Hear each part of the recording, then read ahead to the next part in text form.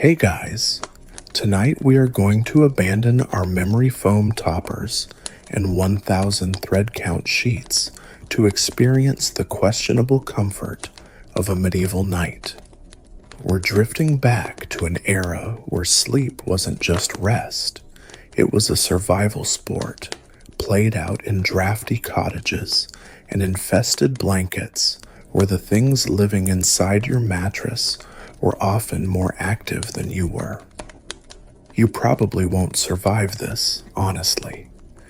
Between the smoke inhalation from the central hearth and the aggressive flea population regarding your legs as an all-you-can-eat buffet, getting a solid 8 hours is practically a fantasy. So, before you get comfortable, take a moment to like the video and subscribe, but only if you genuinely enjoy what I do here. Also, drop a comment letting me know where in the world you're drifting off from and what time it is there. I love seeing the map fill up. Now, dim the lights, maybe turn on a fan for that soft background hum, and let's ease into tonight's journey together. You are standing in the center of a modest peasant cottage, somewhere in rural England, circa 1350. The sun has just dipped below the horizon, taking the warmth of the day with it, and the only light comes from the dying embers of a fire in the center of the room. Your eyes are heavy. Your back aches from 12 hours of harvesting wheat, a repetitive, stooping motion that has left your spine feeling like a rusted chain. All you want, more than anything in the world, is to lie down. You turn toward the corner of the room where the family sleeps, hoping for a soft embrace, but instead, you are greeted by the medieval equivalent of a bed, the palliasse. To modern eyes, this doesn't look like a bed. It looks like an oversized burlap sack that has been beaten into submission. And that's essentially what it is. You trudge over to it, your leather shoes scuffing against the hard-packed earth floor.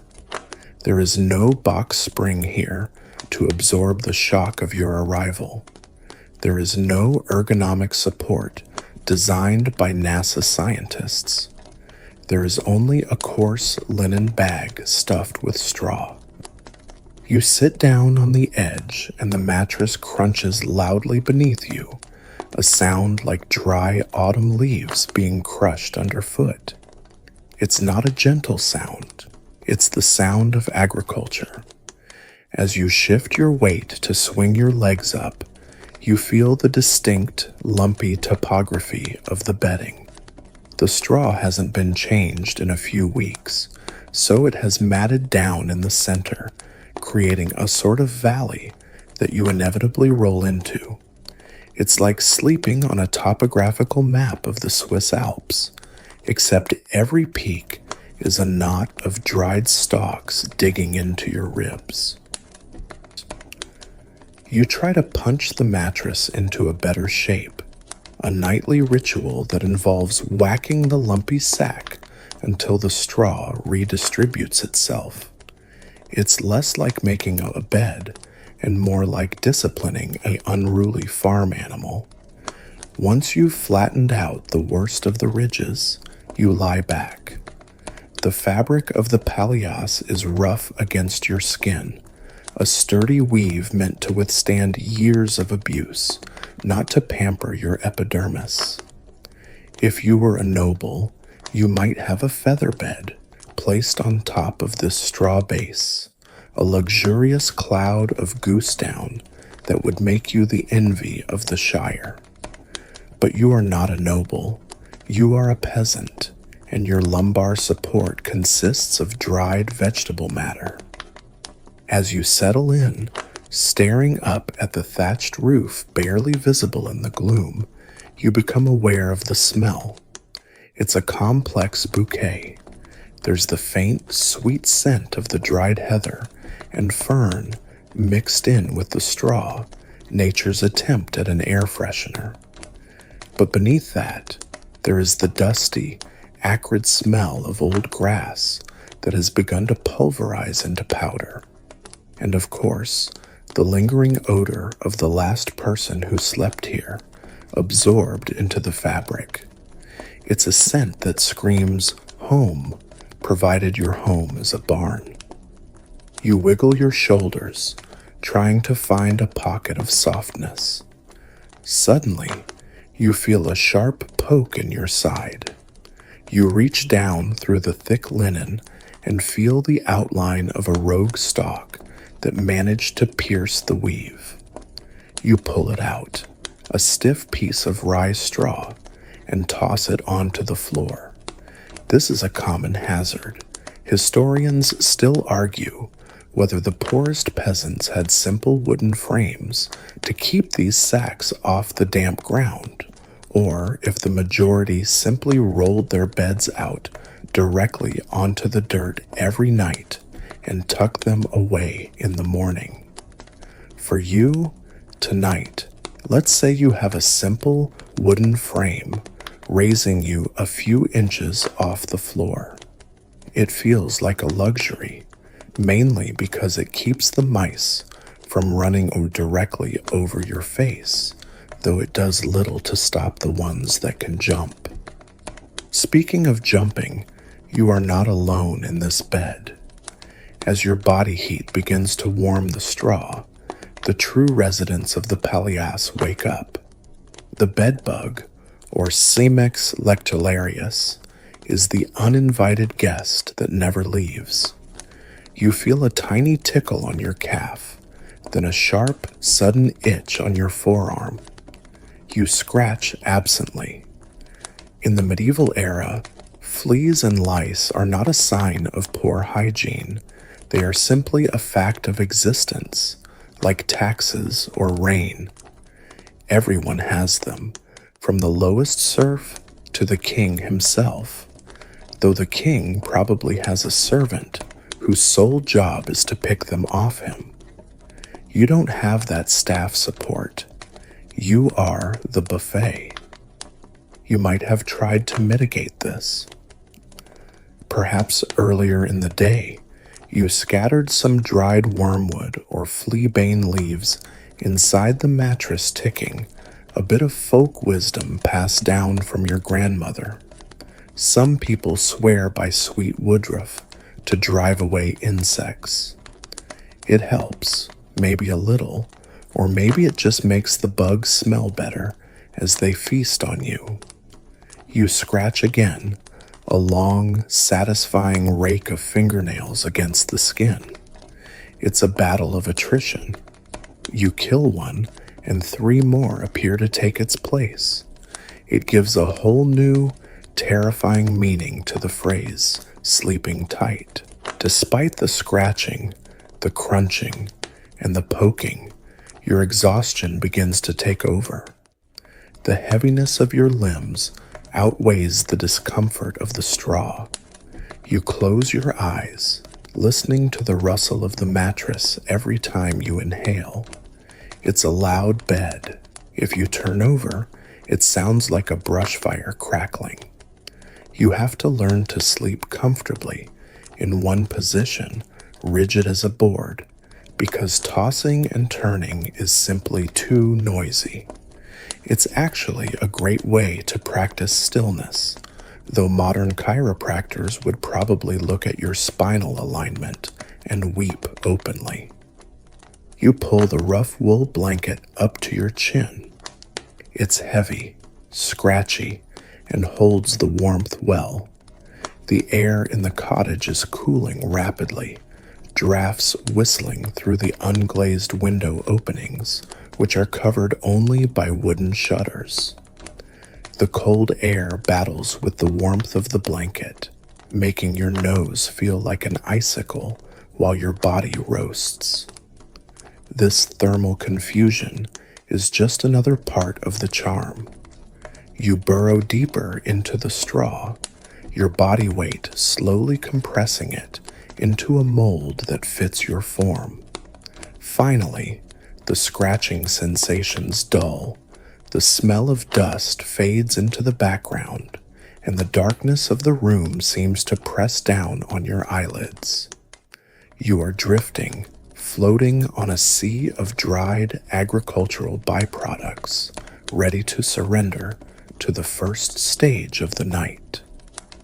Just as you manage to find that one perfect divot in the straw where the stalks aren't actively trying to puncture your kidney, the mattress shifts violently beneath you. The solitude you were briefly enjoying is, unfortunately, an illusion. In the medieval world, privacy is a concept that simply hasn't been invented yet, much like the iPhone or hygienic dentistry. You are not the sole occupant of this bed. You are merely the first layer of a complex human lasagna. You feel a heavy weight depress the mattress to your left. It's your brother, or perhaps your father. It's too dark to tell, and honestly, everyone smells relatively similar at this point. He crashes down onto the straw with the grace of a felled oak tree, instantly ruining the delicate equilibrium you had established. The straw shifts, tilting you slightly toward him. You resist gravity, digging your heels in, but it's a losing battle. Moments later, a smaller weight joins the fray on your right. A child, maybe a younger sibling, wiggles into the space between you and the wall, their cold feet seeking out the warmth of your shins like heat-seeking missiles. This is the reality of the family bed. In a modern home, sleeping in the same room as your parents, siblings, and elderly aunt would be considered a camping trip gone wrong or a dire housing crisis. Here, it is simply Tuesday. The entire household sleeps together, often in one massive, sprawling heap. It's a matter of economics and thermodynamics. Bedding is expensive. Wool blankets take weeks to spin and weave, and firewood is labor-intensive to chop. The most efficient heater available to you is the biological furnace of another human being. You adjust your position, pulling your arms in tight to your chest. You are now packed in shoulder to shoulder, a row of sleepers aligned like sardines in a tin. There is a strict hierarchy to this arrangement, though it's unspoken. The father and mother usually take the positions of honor, perhaps slightly elevated or nearest the wall where the drafts are less severe. The children fill in the gaps, often arranged by size, while the youngest might be tucked into a cradle or simply wedged between the parents to prevent them from rolling onto the floor. As the body heat begins to build under the heavy woolen coverlet, the atmosphere changes. It becomes stiflingly warm, a humid microclimate created by the collective breath of 5 or 6 people. You can feel the rhythmic rise and fall of the chest next to you. You can hear every swallow, every rustle, every mumbled dream. If someone has a cold, you all have a cold. If someone had beans for dinner, well, you all suffer the consequences. It creates a bond of intimacy that is completely alien to the modern mind. You know the sleeping habits of your family members better than you know your own face. You know that your uncle grinds his teeth when the harvest is bad, and that your sister talks in her sleep about herding geese. But the crowd isn't limited to your immediate kin. In many peasant dwellings, the distinction between house and barn is practically non-existent. You are likely living in a longhouse, a structure divided into two sections: the human end and the animal end, often separated only by a shallow drainage ditch or a low screen. This means that as you lie there, sandwiched between your relatives, you can hear the distinct, heavy shifting of a cow just a few yards away. The presence of livestock indoors is another brilliant, if smelly, medieval life hack. A 1,000-pound milk cow radiates a tremendous amount of heat. She is essentially a large, leather-bound radiator that eats grass. During the bitter winter months, when the frost creates fern-like patterns on the inside of the door, the body heat from the animals can raise the indoor temperature by several crucial degrees, keeping the cottage just above freezing. So, you welcome the cow, you welcome the pigs, you even tolerate the chickens, though they have a bad habit of roosting in the rafters and raining down unexpected surprises during the night.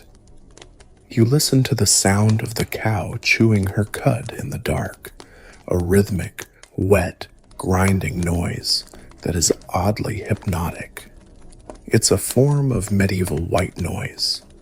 Occasionally, she might let out a low, resonant moo that vibrates through the floorboards and up into your mattress, a bass note that rattles your teeth. To you, this isn't noise pollution. It's the sound of wealth. Having a cow to sleep with means you have milk, cheese, and an asset to your name. It's a comforting sound, reassuring you that your livelihood hasn't been stolen by wolves or bandits during the night. Historians still argue vigorously about the psychological impact of this lack of privacy. Some suggest that medieval people simply didn't have a notion of self or individuality in the way we do, that their identity was entirely communal. Others argue that they valued privacy just as much as we do, but had to find it in the mental space rather than the physical space, creating imaginary walls when real ones weren't available. You engage in a polite fiction. If you bump into someone in the dark, you pretend it didn't happen. If you hear a whispered conversation on the far side of the bed, you act as if you are deaf. It's a social contract of mutual ignoring that allows everyone to retain a shred of dignity in a room where you can literally smell everyone's breath. There is also the safety aspect. Sleeping alone in the medieval imagination is terrifying. The dark is not just the absence of light. It is a physical realm inhabited by spirits, demons, and the restless dead. To be alone in the dark is to be vulnerable. The puppy pile of the family bed is a defensive formation. You are safer in the herd. If a night hag comes to sit on your chest, surely she will be deterred by the fact that your elbow is currently lodged in your brother's ear. As the night deepens, the breathing in the room synchronizes. It's a strange phenomenon, this collective slumber. You find your own breathing slowing to match the rhythm of the person next to you. The bed becomes a single, breathing organism. You are warm, finally. The cold draft from the window can't penetrate the wall of bodies. You feel a knee knobby and sharp press against your thigh, but you are too tired to shove it away. You simply adjust, draping your leg over theirs, interlocking like puzzle pieces. It's crowded, yes. It smells of unwashed bodies, wood smoke, and cow manure. It's loud with snoring and the rustling of straw, but as you drift deeper towards sleep, there is a profound sense of belonging. You are physically tethered to your people. You are not facing the long, dark night alone. You are just one small part of a warm, breathing tangle of humanity, protected by the heat of the pack and the watchful presence of the cow in the corner. So you are warm, you are compressed between relatives, and you are surprisingly comfortable listening to the rhythmic chewing of the family cow. But then, it happens. The inevitable biological urge, your bladder wakes up, deciding that now, right in the middle of this cozy, communal slumber, is the perfect time to demand attention. In the modern world, this is a minor inconvenience. You stumble to a tiled bathroom, flip a switch, flush and wash your hands with scented soap. In the medieval cottage, however, the bathroom is a bucket under the bed. You lie there for a moment, debating whether you can hold it until sunrise. The air outside the blanket is freezing, and the logistics of extracting yourself from the human lasagna without waking. 3 other people are daunting. But nature is persistent, and eventually you have to move. You peel back the heavy wool coverlet, immediately regretting the decision as the cold air bites at your exposed skin. You slide carefully toward the edge of the bed, trying not to knee your father in the spine or step on the cat. You reach under the wooden frame of the bed, and your fingers brush against cold ceramic or possibly pewter. You drag it out, the chamber pot. This humble vessel is the centerpiece of medieval nocturnal hygiene. It is the great equalizer. Kings, queens, bishops, and peasants, everyone interacts with a chamber pot in the dead of night. Using a chamber pot in a silent, crowded room requires a level of stealth that would impress a ninja. The sound of liquid hitting the bottom of an empty ceramic pot is shockingly loud in the stillness of the night. It echoes. You try to angle it, to be discreet, but everyone in the bed knows exactly what you are doing. Nobody says anything, of course. The polite fiction of the invisible bodily function is in full effect.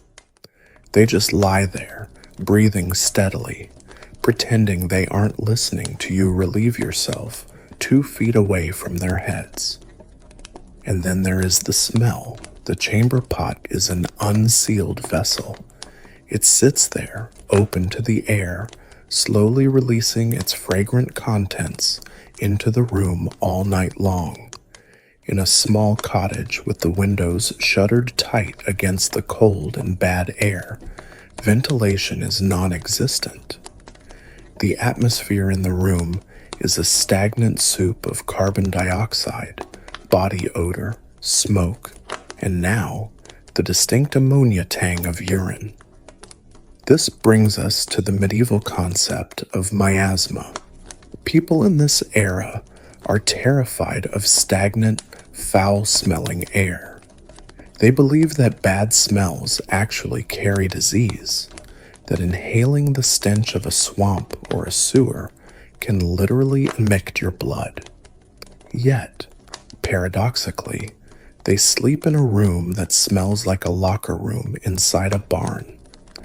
There is a strange cognitive dissonance here. The night air from outside is considered dangerous and filled with vapors that could cause fevers or blindness, so they seal the house up tight. But the air inside, thickened by the breath of 10 people and the contents of a chamber pot, is considered safe, or at least unavoidable. Once you are finished, you slide the pot back under the bed. There is no lid. It will sit there, simmering, until morning. If you are lucky, You didn't splash. If you are unlucky, well, the floor is dirt anyway. You crawl back into the warmth of the bed, shivering, trying to wedge yourself back into your designated slot. The heat of the bedding feels even better now, a stark contrast to the chill of the room. But what if you are a city dweller, living in a crowded tenement in London or Paris? The situation is even more precarious. You might live on the second or third floor. When your chamber pot is full in the morning, or perhaps in the middle of the night if you are particularly inconsiderate, the disposal method is gravity. You open the shutter and hurl the contents into the street below. This is where the famous cry of "Gardez low," literally, "watch out for the water," comes from. It's a warning scream to anyone foolish enough to be walking the streets at night. If you hear that shout from above, you have a split second to flatten yourself against a wall or risk being drenched in what is euphemistically called night soil. The streets themselves are often open sewers, with a kennel or gutter running down the middle to carry away the waste. The smell of a medieval city at night is something that modern history books struggle to convey. It is a physical presence, a wall of stench that you have to push through. Back in your rural cottage, things are slightly more sanitary, simply because you have more space outdoors to dump the pot in the morning, usually on the garden, where it acts as fertilizer. The circle of life is very direct in the Middle Ages.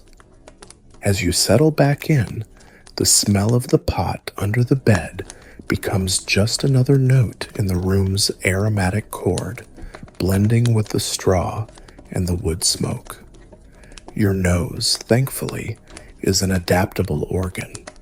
After a few minutes, you stop noticing it. This is nose blindness, a mercy that allows humanity to survive in close quarters before the invention of plumbing. There is a fascinating historical debate about just how much this smell affected sleep quality. Did medieval people wake up with headaches from the carbon dioxide buildup? Did the lack of oxygen in these sealed, crowded rooms contribute to the vivid, often hallucinations like dreams and religious visions that were so common in this period? Some scholars suggest that the nightmare, the heavy feeling of a demon sitting on your chest, might have been partly physiological, a result of shallow breathing in oxygen-deprived air. You lie there, taking shallow breaths yourself, subconsciously trying to filter the air. The heavy woolen blanket is pulled up over your nose, creating a small pocket of warmer, personal air. You are back in the cocoon. The interruption of the chamber pot is over. The embarrassment of the noise is forgotten. The pot waits silently beneath you, a porcelain sentinel of biological necessity, ready for the next customer. You close your eyes, letting the darkness reclaim you, grateful that at least you didn't have to go outside into the snow to use an outhouse. In this world, the pot under the bed is a luxury. It is convenience. It is civilization. Now that you've navigated the treacherous journey to the chamber pot and successfully reintegrated yourself into the warm, breathing Tetris of your family, let's talk about your attire, or rather, the distinct lack of it. Because as you slide back under that heavy wool coverlet, you are almost certainly stark naked. In the modern world, we have an entire industry dedicated to sleepwear. We have flannel pajamas, silk chemises, oversized t-shirts with sarcastic slogans, and sweatpants. In the Middle Ages, sleepwear is a concept that simply does not exist for the vast majority of the population. When you go to bed, you strip, all the way down. There are very practical reasons for this. First, clothing is incredibly expensive. As a peasant, you likely own 1 or 2 sets of clothes, total. Your linen under tunic, the layer that touches your skin, absorbs your sweat, grime, and dead skin cells all day long. If you wear it to bed, you are just grinding that dirt back into your pores. More importantly, you need to air that tunic out. Hanging it up overnight is the closest thing you have to a daily wash cycle. By sleeping naked, you are preserving the lifespan of your garment. You can't afford to wear out the elbows of your only shirt by thrashing around in the straw all night. Secondly, there is the issue of lice. Remember those little friends we mentioned earlier? They love the seams of clothing. They lay their eggs in the folds of fabric. By stripping naked, you are separating yourself from the main colony. You are giving your skin a fighting chance. It's a tactical retreat from your own wardrobe. So, the scene in the bed is a pile of naked humanity. It sounds scandalous to Victorian sensibilities, and perhaps awkward to modern ones, but to the medieval mind, it is purely functional. Skin-to-skin contact is the most efficient heat transfer method known to man. If you are wearing a thick wool tunic, you are insulating yourself from your brother's body heat. You want that heat. You need that heat. Nakedness is warmth. However, there is one crucial, non-negotiable exception to this rule of nudity. While your body is bare, your head is swaddled tighter than a leftovers burrito. You are wearing a nightcap or a coif. This isn't the floppy, pom-pom tipped hat you see in cartoons of Ebenezer Scrooge. This is a tight-fitting, white linen bonnet that ties securely under your chin. It covers your ears and hair completely. It stays on your head 24/7 for many people, but it is absolutely critical at night. Why this obsession with headgear? The medieval understanding of biology is creative. They believe that the head is semi-porous, a sort of chimney for the body's vital spirits. They think that while you sleep, your body heat rises and tries to escape through the top of your skull. If you leave your head uncovered, you risk cooling the brain. A cold brain is a catastrophe. It leads to stupidity, madness, and a buildup of phlegm, one of the 4 humors that could kill you. So you cap it. You trap that heat. The coif acts as a lid on the pot. It keeps your thoughts warm and your humors balanced. There is also a superstitious element to the chin strap. Some folklore suggests that if you sleep with your mouth open, your soul might wander out, or worse, a demon might wander in. Tying the coif tight under the chin keeps your jaw clamped shut. It's an early form of anti-snoring technology, combined with spiritual protection. You look ridiculous, naked as a jaybird, but wearing a tight white bonnet. But fashion is not the priority here. Survival is. Historians still argue about the universality of this nakedness. If you look at medieval illuminated manuscripts, the little paintings in the margins of prayer books. You often see people in bed wearing white shirts. Some scholars argue that this proves people wore pajamas. Others counter that medieval artists were prudish and simply didn't want to draw naked people in a religious book, so they censored the reality. It's the Barbie doll effect of medieval art. The prevailing consensus, however, leans toward nudity. The shirt in the painting is a lie. The naked butt in the straw is the truth. As you lie there, you can feel the contrast. Your body is warm, pressed against the rough wool of the blanket and the smooth skin of your family members. Your toes are seeking out pockets of heat, but your face is exposed to the frigid air of the room. You can feel the draft on your nose, the only part of you that is truly vulnerable to the elements. But your ears are tucked away safe inside the linen coif. The fabric muffles the sounds of the room slightly, the cows chewing, the wind outside, the breathing of your bedmates. It creates a sense of internal quiet. This head-wrapping habit might also explain why medieval hair hygiene was different.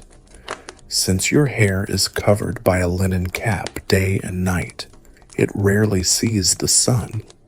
It gets greasy, yes, but it also stays relatively clean from external dust and soot.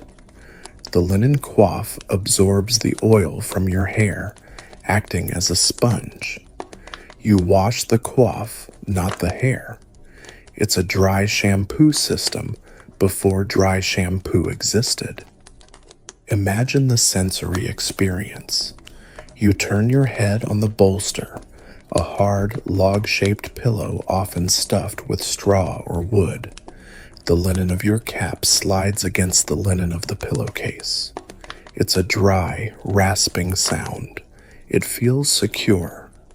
If you were to take the cap off, you would feel naked in a way that taking off your pants doesn't match. You would feel exposed. The air rushing into your ears would feel aggressive. This nightcap habit persists for centuries. It's one of the longest-lasting sleep accessories in history, surviving well into the 19th century. And it makes sense if you live in a world without central heating, where the temperature indoors drops to 40 degrees Fahrenheit, 4 degrees Celsius. At night, you lose a massive amount of heat through your head. The nightcap is the difference between shivering all night and sleeping soundly. There is also a class distinction to consider. If you were a wealthy merchant or a noble, your sleeping nakedness might be accessorized with fur-lined coverlets and silk sheets, but the concept remains the same. The king sleeps naked. The queen sleeps naked. When they get up in the middle of the night to use the royal chamber pot, they have to throw on a bedgown, a robe, but under the covers, they are just as bare as the peasant. It is a great leveler. Beneath the duvet, we are all just hairless apes trying to stay warm. Occasionally, you might find a reference to a night rail or a bed shift for women in later centuries, but in the deep medieval period, these are rare luxuries. You, in your peasant cottage, certainly don't have a special outfit just for unconsciousness. You have your skin, you have your hat, and you have the collective body heat of your kin. So, you adjust your coif, making sure the knot under your chin isn't choking you. You wiggle your naked toes against the straw-filled mattress, trying to avoid that one sharp stalk that always seems to find your ankle. You are a strange sight to modern eyes, a pile of pale limbs, a row of white-capped heads like a clutch of eggs in a nest. But you are warm. You are safe from the cold brain death. And as the draft whistles through the shutters, chilling the tip of your nose, you are grateful for the simple, ridiculous, life-saving piece of linen wrapped around your skull. The exhaustion of your day, 12 hours of scything wheat, hauling water, and dodging the temperamental moods of the village bailiff, finally claims you. You don't just fall asleep, you crash. It is a physical collapse. One moment you are listening to the cow chew her cud, and the next you are gone. You plunge into what medieval physicians and poets call primo somno, or first sleep. This isn't the light, tossing and turning doze of a modern person worrying about emails or a mortgage. This is a heavy, comatose slumber. Your body, depleted of every ounce of glycogen, shuts down with the efficiency of a machine cutting power. The scratchy wool blanket, the poking straw, the biting fleas, they all cease to exist. You are in a state of suspended animation. For the next 4 hours, roughly until midnight, you are dead to the world. This brings us to the most fascinating difference between your nights and the nights of the 21st century. In the modern world, we are obsessed with the solid 8. We are told that healthy sleep is a single, unbroken block of 8 hours, and if we wake up in the middle of the night, we have failed. We stress about it. We stare at the clock. We assume we have insomnia. But here, in the 14th century, waking up in the middle of the night isn't a disorder. It is biology. It is the natural rhythm of the human animal before the invention of the light bulb ruined everything. You are a biphasic sleeper. Your night is divided into 2 distinct acts, separated by an intermission. This pattern is so ingrained in your culture that you don't even think about it. It's just how time works. There is the day. There is the first sleep. There is the watch, the waking period, and there is the second sleep. As you lie there in the deep darkness, your brain is doing heavy maintenance. This first sleep is characterized by its intensity. It is when your body releases the most growth hormone, repairs your torn muscles, and knits together the micro-traumas of a life of hard labor. It is a dreamless black void. You are recharging the battery from 0% to about 60%.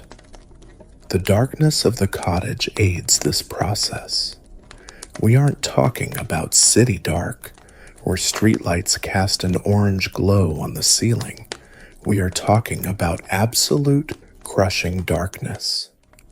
The shutters are closed.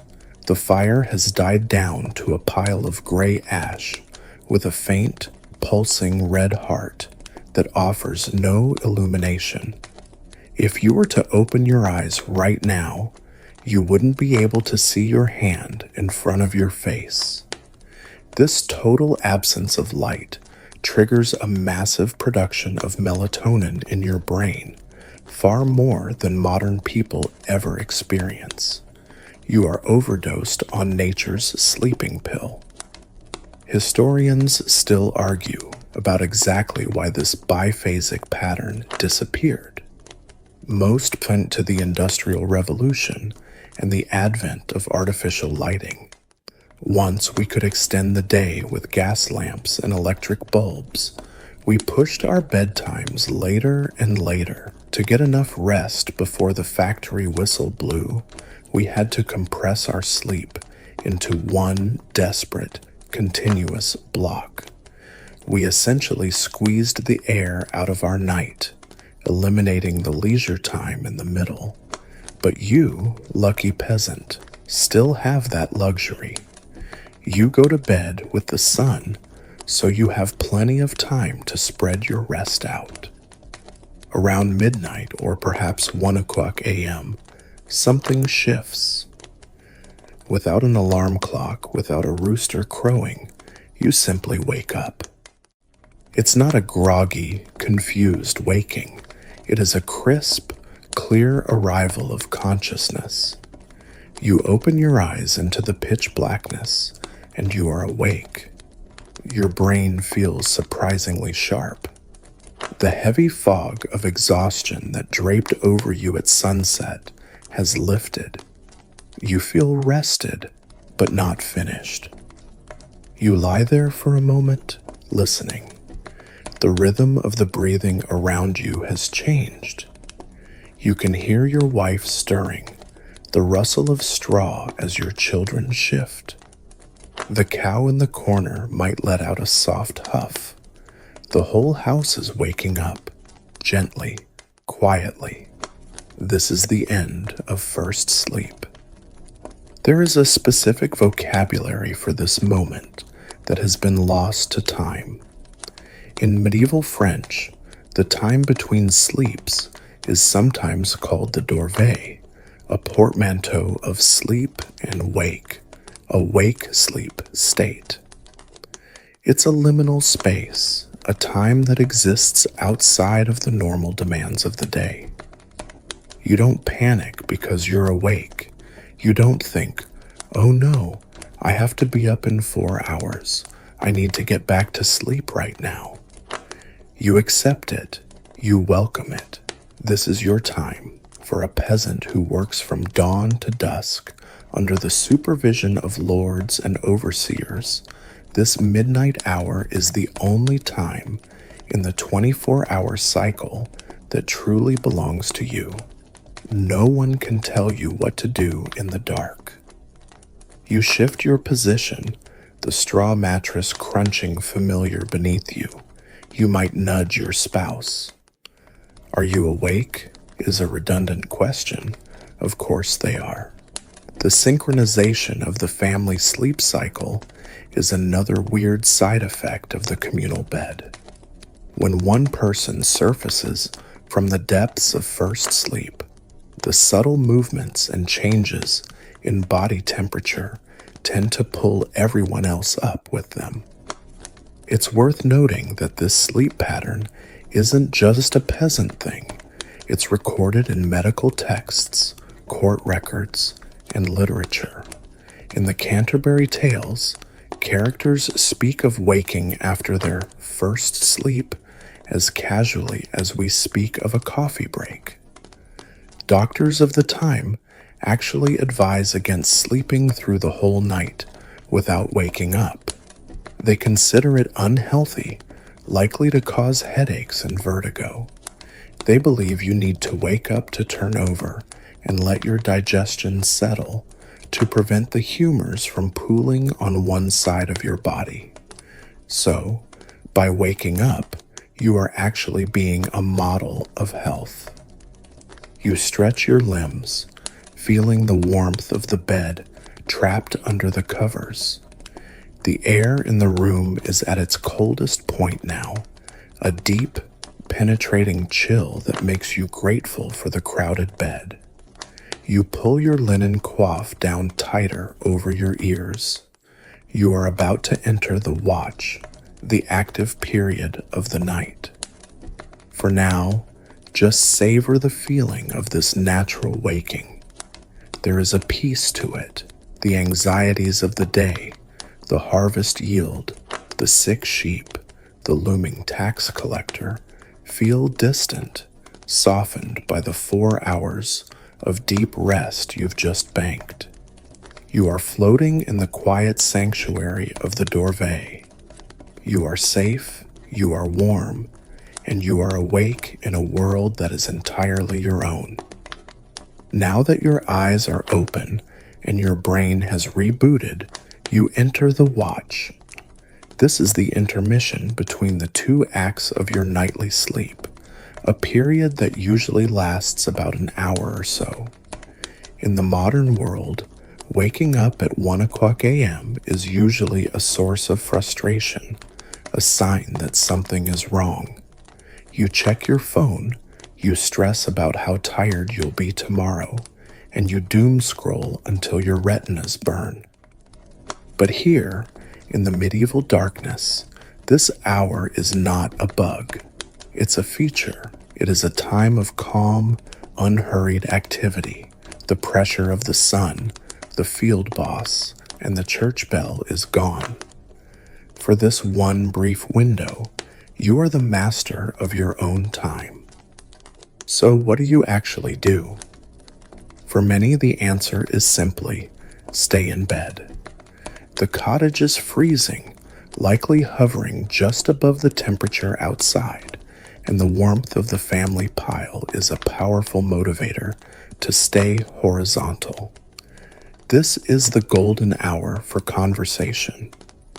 In the hustle of the daylight hours, when you are shouting over the wind in the fields or working silently alongside others, there is little time for deep talk. But now, in the quiet intimacy of the dark, the pillow talk begins. You might whisper to your spouse about the state of the grain stores, or gossip about the smith's daughter, or plan the work for the upcoming feast day. It's a low murmur, a soft susurrus of voices that drifts through the room. If the children are awake, and they often are, they might listen in, learning the complex social dynamics of the village simply by lying there in the dark. It is a time of family bonding, devoid of distraction. There is no TV blaring in the background, no notifications pinging, just voices in the dark. This is also, quite famously, the designated time for procreation. Medieval physicians and the church actually recommend this watch period as the optimal time for conceiving children. Their logic is surprisingly sound, even if their biology is a bit off. They argue that after the first sleep, your body is rested, your digestion is complete, and your mind is clear. You aren't exhausted from a day of labor, nor are you stuffed full of pottage. You are in your prime physical state. Of course, managing this in a bed shared with children and possibly your parents requires a level of logistical stealth that borders on the miraculous. It involves a lot of muffled movement and a strict adherence to the polite fiction of invisibility we discussed earlier. The church, ever present in your bedroom, has strict guidelines on this too. They advise the missionary position almost exclusively, not because they are boring, but because they believe other positions are unnatural and might result in birth defects or, in extreme cases, accidentally summoning a demon. You stick to the rules mostly because you don't want to explain your experimental choices to the priest at confession next week. If you are feeling industrious, or if the fire has burned too low, you might actually brave the cold floor. You slide out from under the covers, your bare feet hitting the packed earth with a silent thud. The floor is agonizingly cold, a sensation that wakes you up fully. You tiptoe to the hearth in the center of the room.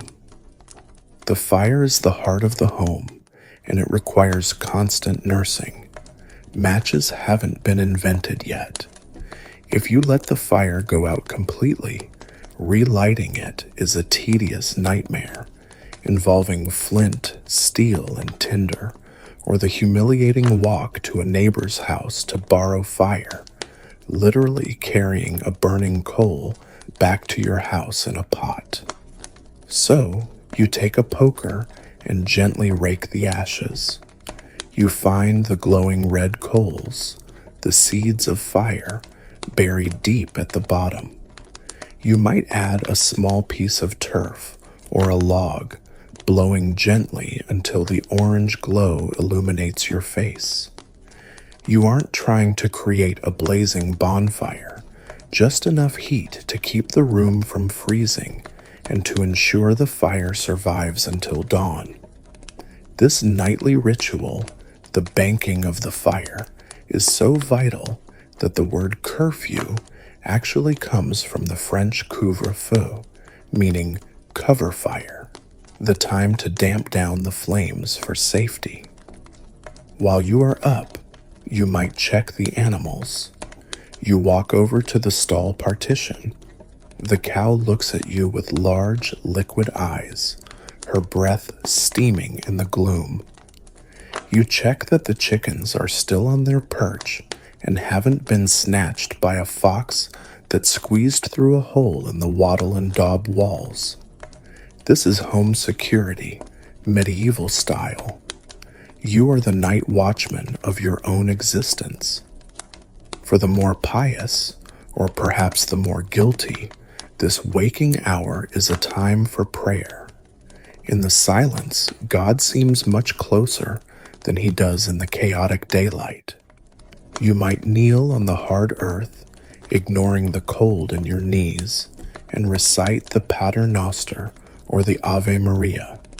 Monks and nuns are currently doing the same thing in their abbeys. We'll get to them later. And by praying now, you are syncing your spiritual clock with the holiest people in Christendom. It's a way of buying a little insurance for your soul while the rest of the world sleeps. Interestingly, historians still argue whether this period was used for visiting neighbors. Some court records from the era mention people being out and about during the first sleep, visiting friends, or even holding secret meetings.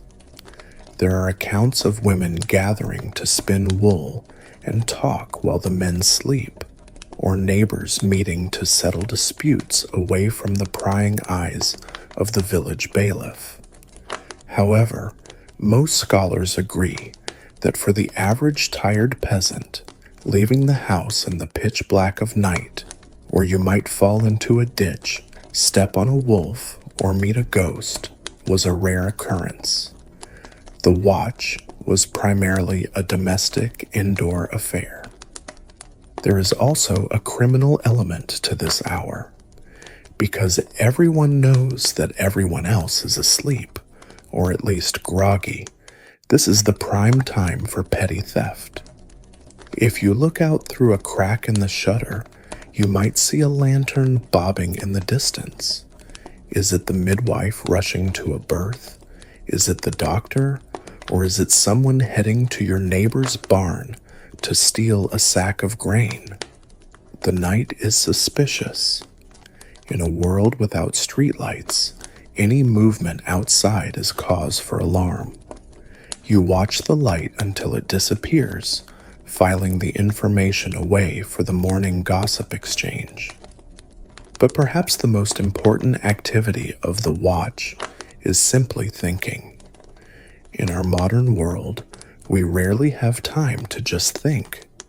We are constantly absorbing input, podcasts, news, music, texts. We drown out our own internal monologue. But here, sitting by the dying embers or lying in the dark, you are forced to confront your own mind. You process the events of the day. You worry about the harvest. You remember the dead. You imagine the future. This might be why medieval people, despite their lack of formal education, often had incredibly complex internal lives and memories. They had an hour every single night dedicated to mental filing.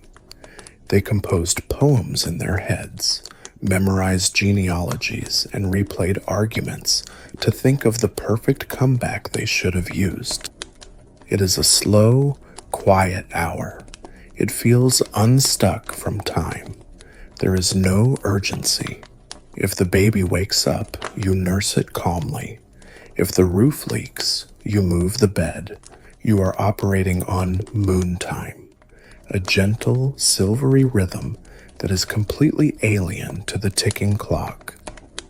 Eventually, the conversation dies down. The fire is banked. The cold begins to seep back into your bones, reminding you that you are a soft creature who needs warmth. The sharpness of your mind begins to dull again.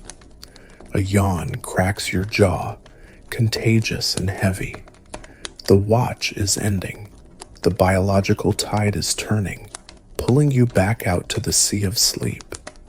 You crawl back into your spot in the Tetris block of bodies, the heat of the sheets feeling even more miraculous after your excursion to the hearth.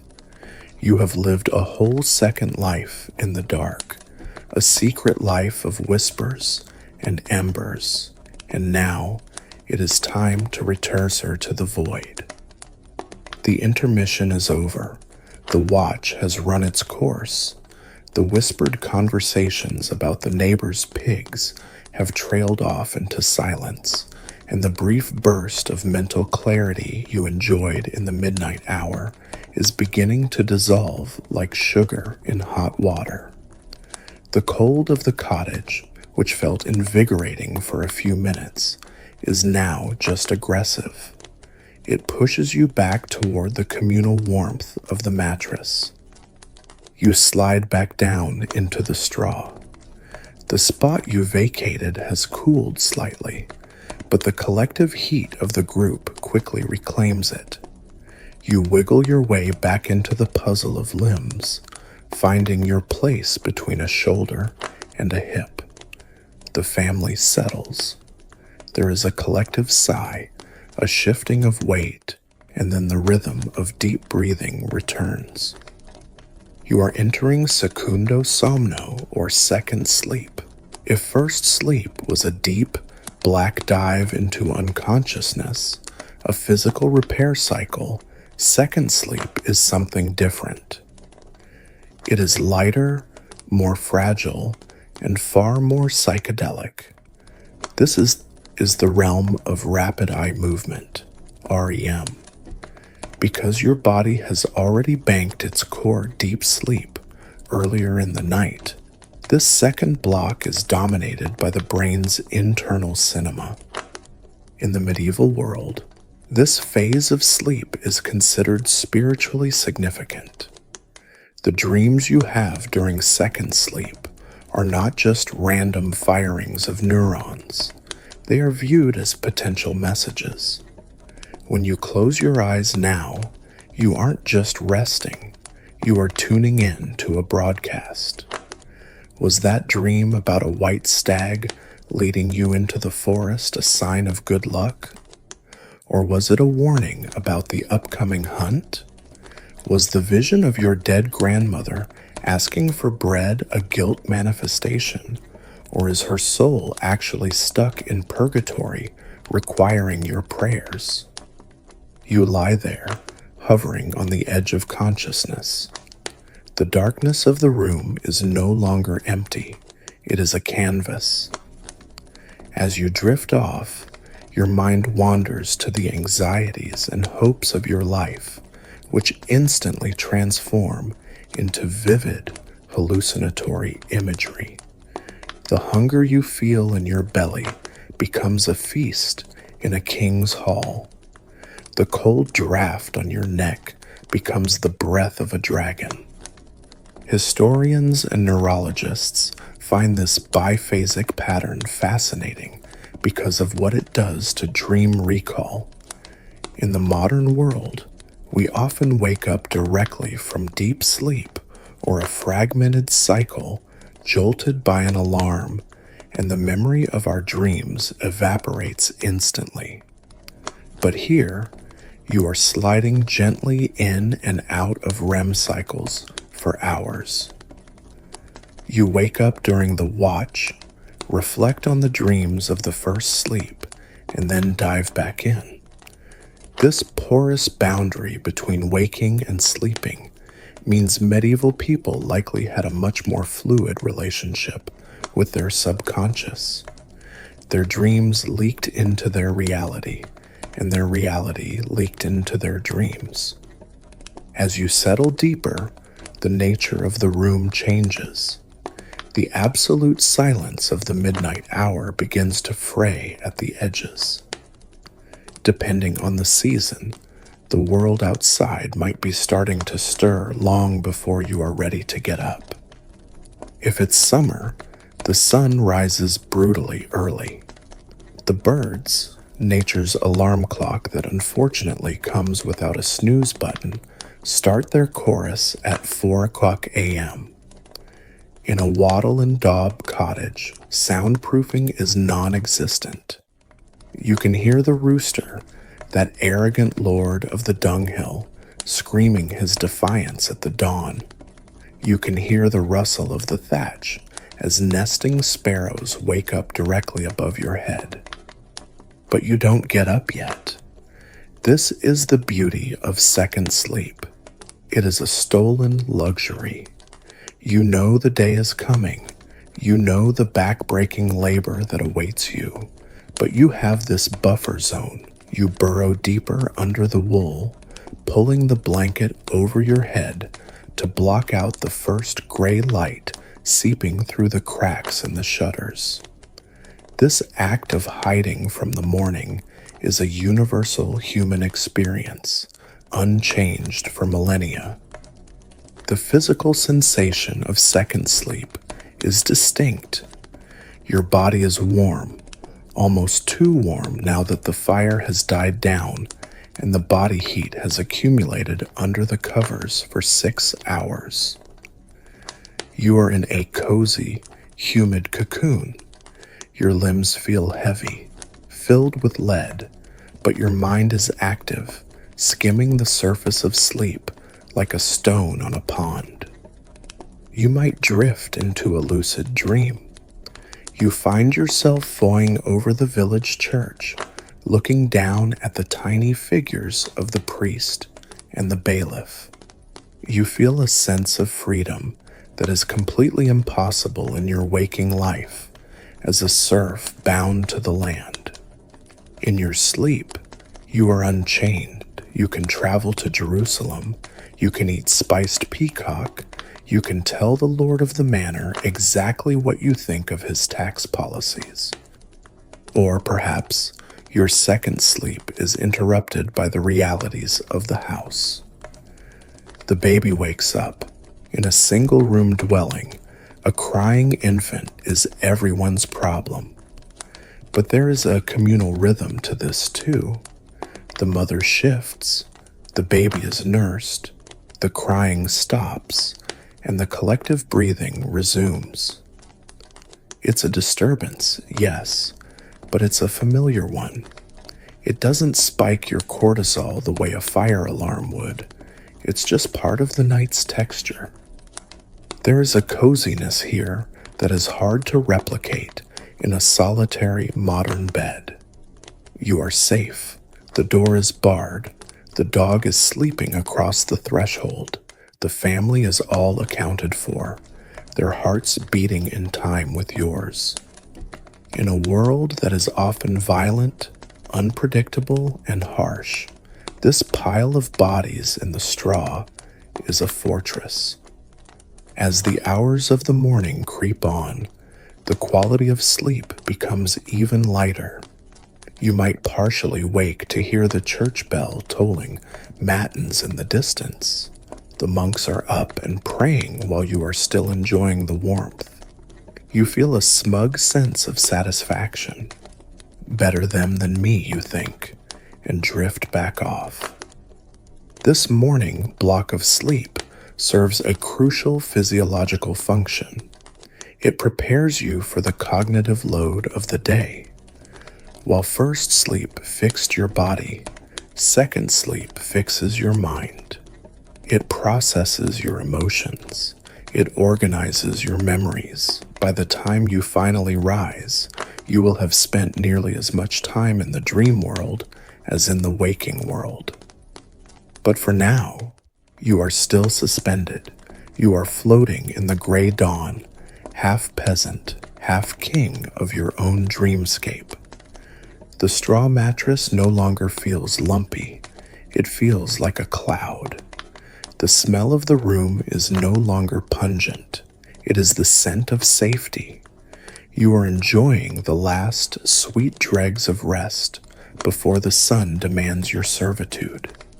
You are in the soft, fuzzy embrace of the morning drift. But what if the drift doesn't happen? What if you lie there in the straw, staring into the abyss of the thatch, and sleep simply refuses to come? Insomnia is not a modern invention. The stress of the medieval world, plague, famine, war, eternal damnation, is more than enough to keep a brain spinning at 3:00 a.m. But unlike you, who might pop a melatonin gummy or listen to a podcast about boring history, wink, the medieval insomniac has to turn to the kitchen garden. And let me tell you, the remedies found there range from mildly soothing to accidentally lethal. If you are tossing and turning, your first line of defense is a posset. This is the great-great-grandfather of warm milk, but with a punch. To make a posset, you take milk, hot, frothing milk from the cow that is currently sleeping 10 feet away from you, and you curdle it with ale or wine.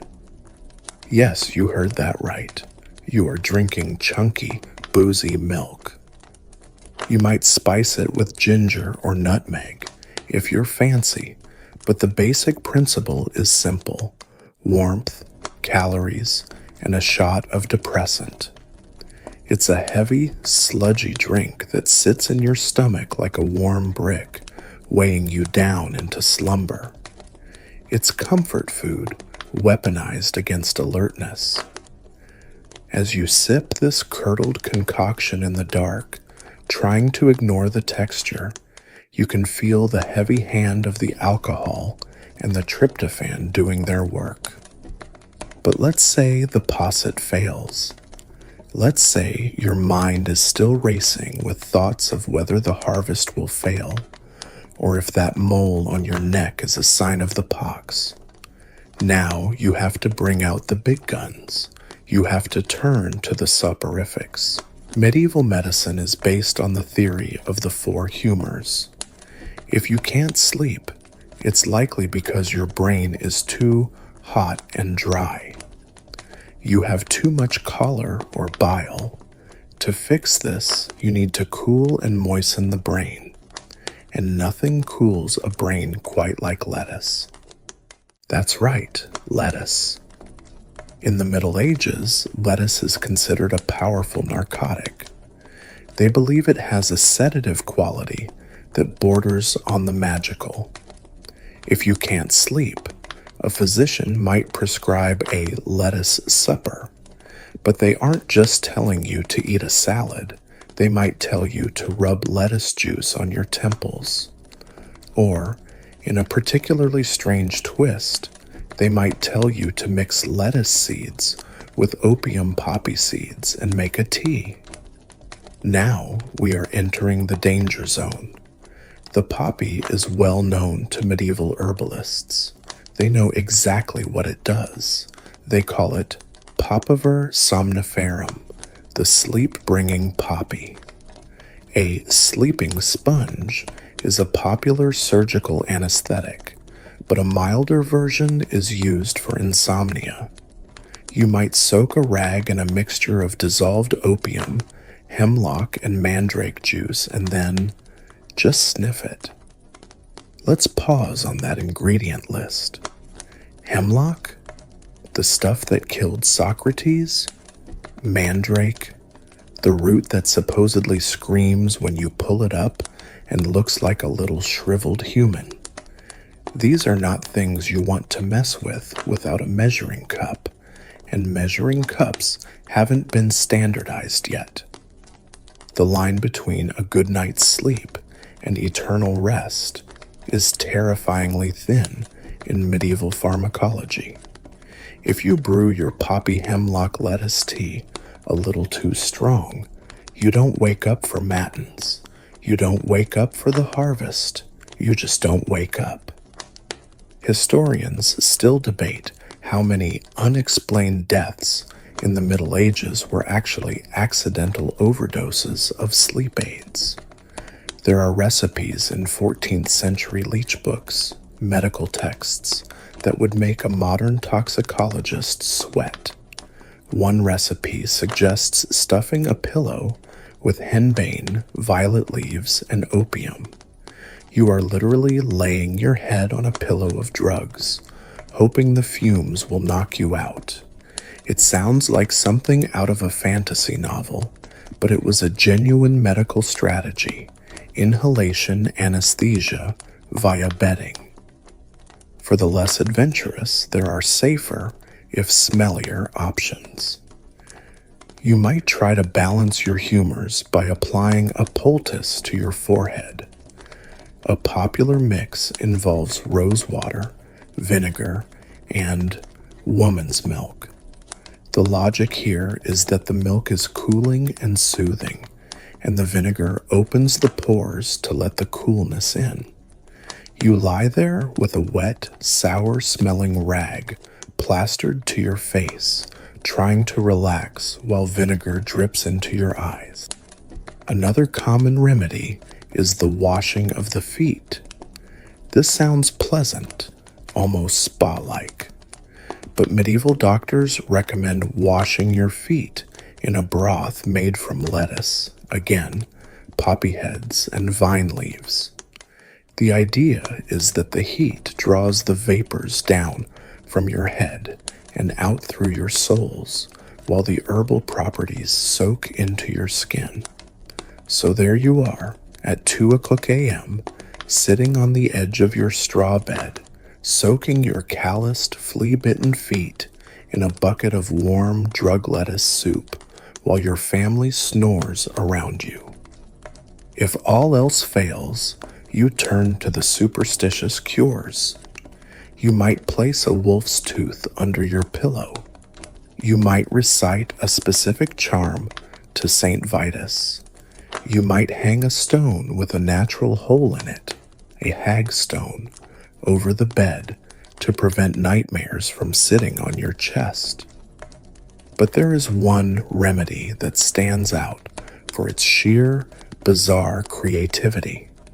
Some texts suggest that if a person cannot sleep, you should take the grease of a dog and rub it on their pulse points.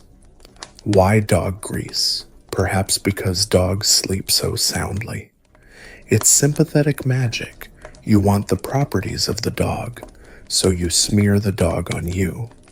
It's gross, it's sad, and it's almost certainly ineffective. But when you haven't slept in 3 days, you'll try anything. The reality of medieval insomnia is a desperate experimentation with botany. You are essentially a lab rat in your own home. You mix herbs based on folklore, vague advice from a wise woman, and trial and error. You drink the posset, you sniff the sponge, you soak the feet, and eventually, either the opium hits, the placebo effect kicks in, or the sheer exhaustion of preparing all these remedies knocks you out. You drift off, your breath smelling of sour milk, your feet smelling of lettuce, and your head resting on a pillow stuffed with toxic leaves, hoping that you got the dosage right and that you will, in fact, see the sunrise. But sometimes the danger in the dark isn't something you can fix with a lettuce poultice or a cup of warm ale. Sometimes the problem isn't that you can't sleep. It's what happens when you wake up and realize you aren't alone. You jolt awake in the dead of night. The cottage is pitch black, the fire reduced to a pile of sullen gray ash. You try to lift your head, to turn over, to call out to your brother sleeping next to you. But you can't. Your body is heavy, paralyzed, as if you have been cast in lead. Your limbs are useless. Your voice is trapped in your throat, a silent scream that echoes only in your own skull. And then you feel it, a presence. Something is in the room with you. It isn't the cow. It isn't a thief. It is something ancient, malevolent, and heavy. You feel a weight settle onto your chest, pressing down on your ribs, squeezing the air out of your lungs. It feels like a small, dense person is sitting right on top of you, staring down into your terrified, open eyes. In the 21st century, we have a clinical name for this: sleep paralysis. We know it's a harmless biological glitch where your brain wakes up from REM sleep before your body's muscle atonia, paralysis, has switched off. It's a terrifying but explainable neurological misfire. But you don't have neurology, you have folklore. And in the medieval world, this isn't a glitch. This is an attack. You are being ridden with the Mara. The word nightmare literally comes from this entity. The mare is a goblin, a hag, or a demon that comes in the night to torment the living. She slips through the keyhole or slides down the chimney or oozes through a crack in the shutter. She sits on the sleeper's chest, suffocating them, paralyzing them, and bringing with her a crushing sense of doom. As you lie there, pinned to the straw mattress by this invisible weight, your mind races through the catalog of spiritual threats that inhabit your world. The medieval night is thick with entities. It is an ecosystem of the supernatural. Perhaps it is an incubus or a succubus. These are demons with a very specific and so comfortable agenda. The church warns you about them constantly. They are fallen angels who seek to corrupt humans through the intimacy of sleep. The incubus attacks women. The succubus attacks men. If you are a monk or a nun trying to live a life of celibacy, these are your greatest enemies. They are the reason you splash holy water on your bed before you climb in. They are the reason you pray to Saint Michael the Archangel to guard your dreams. Historians still argue about the social function of these demons. Some suggest that the incubus was a convenient scapegoat for unexplained pregnancies in strict religious communities, or a way to externalize the guilt of impure thoughts. If you wake up feeling guilty about a dream, it wasn't your fault. It was a demon. It's a psychological defense mechanism wrapped in scales and sulfur. Others argue that these stories were genuine attempts to make sense of the terrifying physiology of sleep paralysis, giving a name and a face to a biological horror. The weight on your chest grows heavier. You can smell something foul, not the chamber pot, but something older, like wet earth or sulfur. The old hag is a universal figure in world folklore, but here in medieval Europe, she is terrifyingly real. She doesn't just sit on you, she tangles your hair. If you wake up in the morning with your hair in knots, or if you find the horses in the barn with their manes matted and twisted, you know she has been there. These are elf locks. The mare rides the horses in the night, just as she rides you, exhausting them, leaving them sweating and trembling in their stalls come dawn. It's a vivid image, a demon jockey galloping an invisible race on your plow horse, while you lie paralyzed in the next room. You fight the paralysis. You try to wiggle a toe, a finger. Folk wisdom tells you that if you can move even the smallest part of your body, the spell will break and the demon will flee. You strain your will against the leaden weight of your own limbs. It is the most exhausting physical effort of your life, performed while lying perfectly still. Finally, with a gasp, the connection snaps.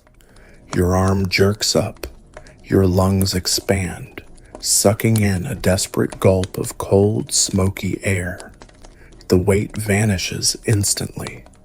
The presence in the room evaporates like mist.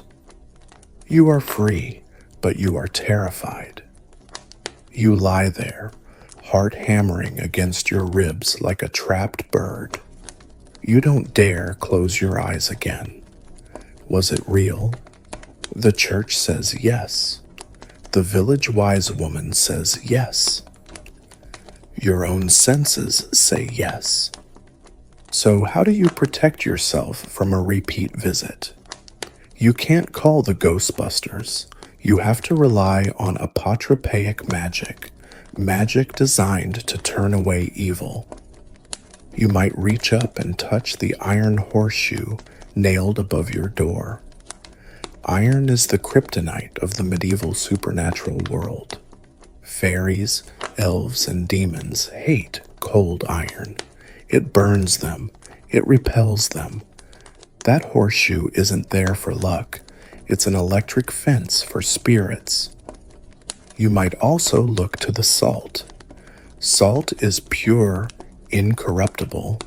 A line of salt across the threshold, or a pinch of salt thrown into the fire, can create a barrier. If you are particularly worried, you might have a hagstone hung over your bed. This is a stone with a naturally occurring hole in it, created by running water. Looking through the hole allows you to see the true form of fairies and demons, preventing them from tricking you. Hanging it above your sleeper is like installing a security camera.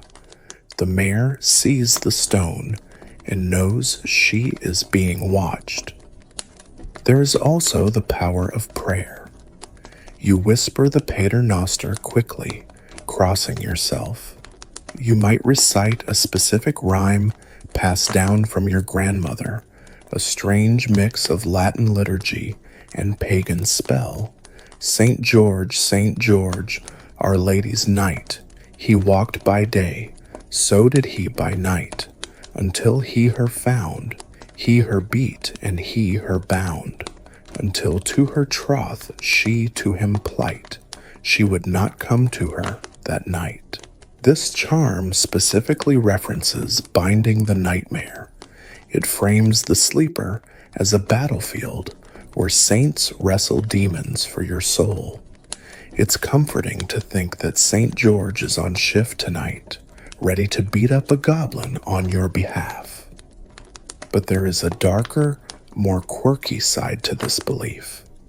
Sometimes, people believed that the person sitting on your chest wasn't a demon, but a neighbor, a witch. The belief that witches could project their spirits out of their bodies while they slept to torment their enemies was widespread. If you wake up with the hags riding, you might look at the old widow down the lane with newfound suspicion tomorrow. Did she look tired? Was she limping? It adds a layer of paranoia to village life. Your sleep paralysis isn't just a medical event. It's evidence in a potential feud. You pull the wool blanket up over your nose, hiding from the darkness. The room feels different now. The cozy communal warmth of the family bed feels fragile against the encroaching shadows. You listen to the wind howling outside.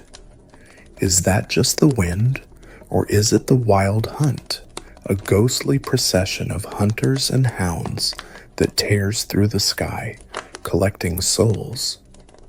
The medieval night is not empty.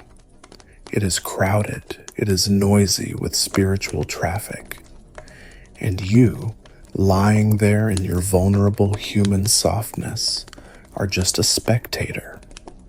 You shift closer to your spouse, seeking the banality of human contact.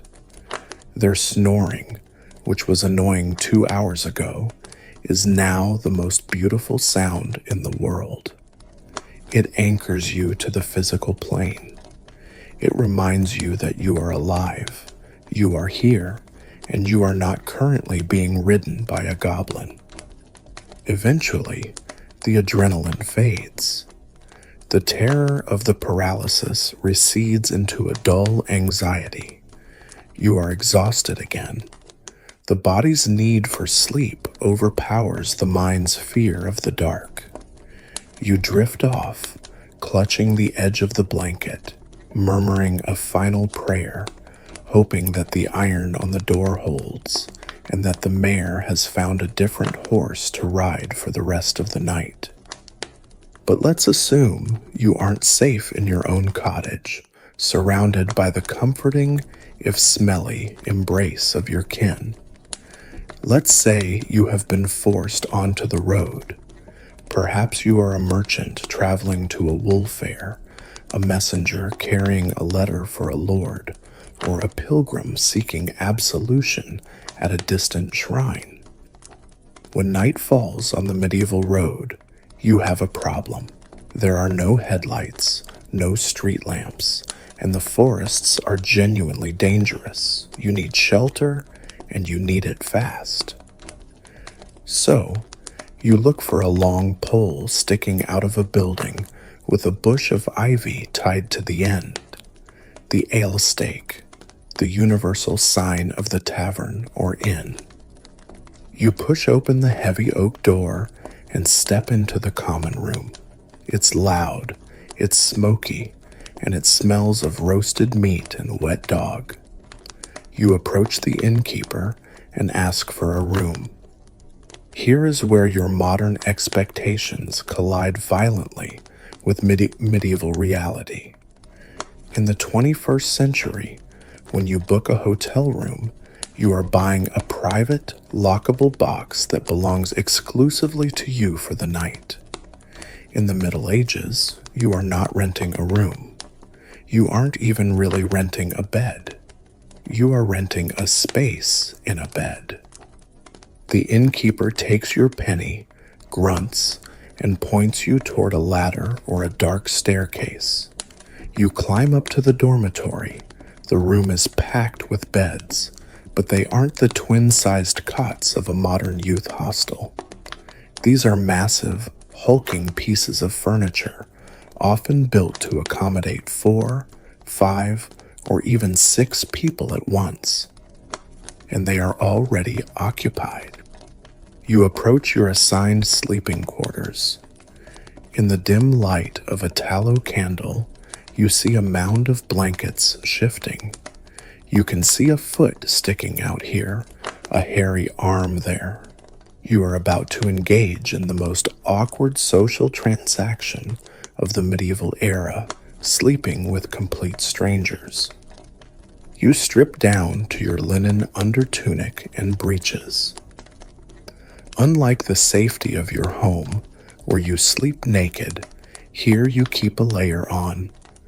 This is partly for modesty, but mostly for security. You don't know these people. You don't know if the man snoring on the left is a pious monk or a cut purse waiting for you to doze off so he can steal your shoes. You climb in. The mattress groans under your weight. The strangers shift, grumbling. You have to wedge yourself into a gap.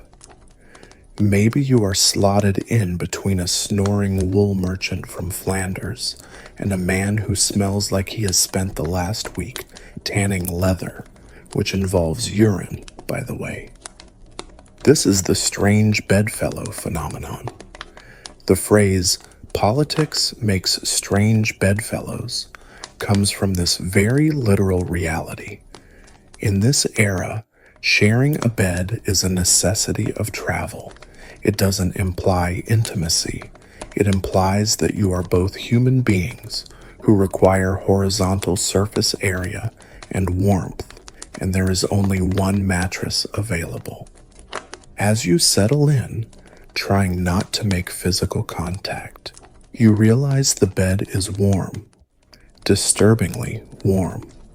You are sharing body heat with people you have never met and will likely never see again. It is a forced intimacy that would make a modern person's skin crawl. If the merchant rolls over, his arm might flop across your chest. If the tanner coughs, you feel the spray. There is a famous example of this furniture, known as the Great Bed of Ware. It's a 4-poster bed from the late Elizabethan period, but it represents the medieval ideal of the great bed. It is over 10 feet wide. It was built to hold at least 4 couples, or 8 soldiers, or whoever could fit. It's basically a wooden wrestling ring for sleeping. Imagine lying in a bed the size of a small parking space, surrounded by a random sampling of the population. The etiquette of the in-bed is complex.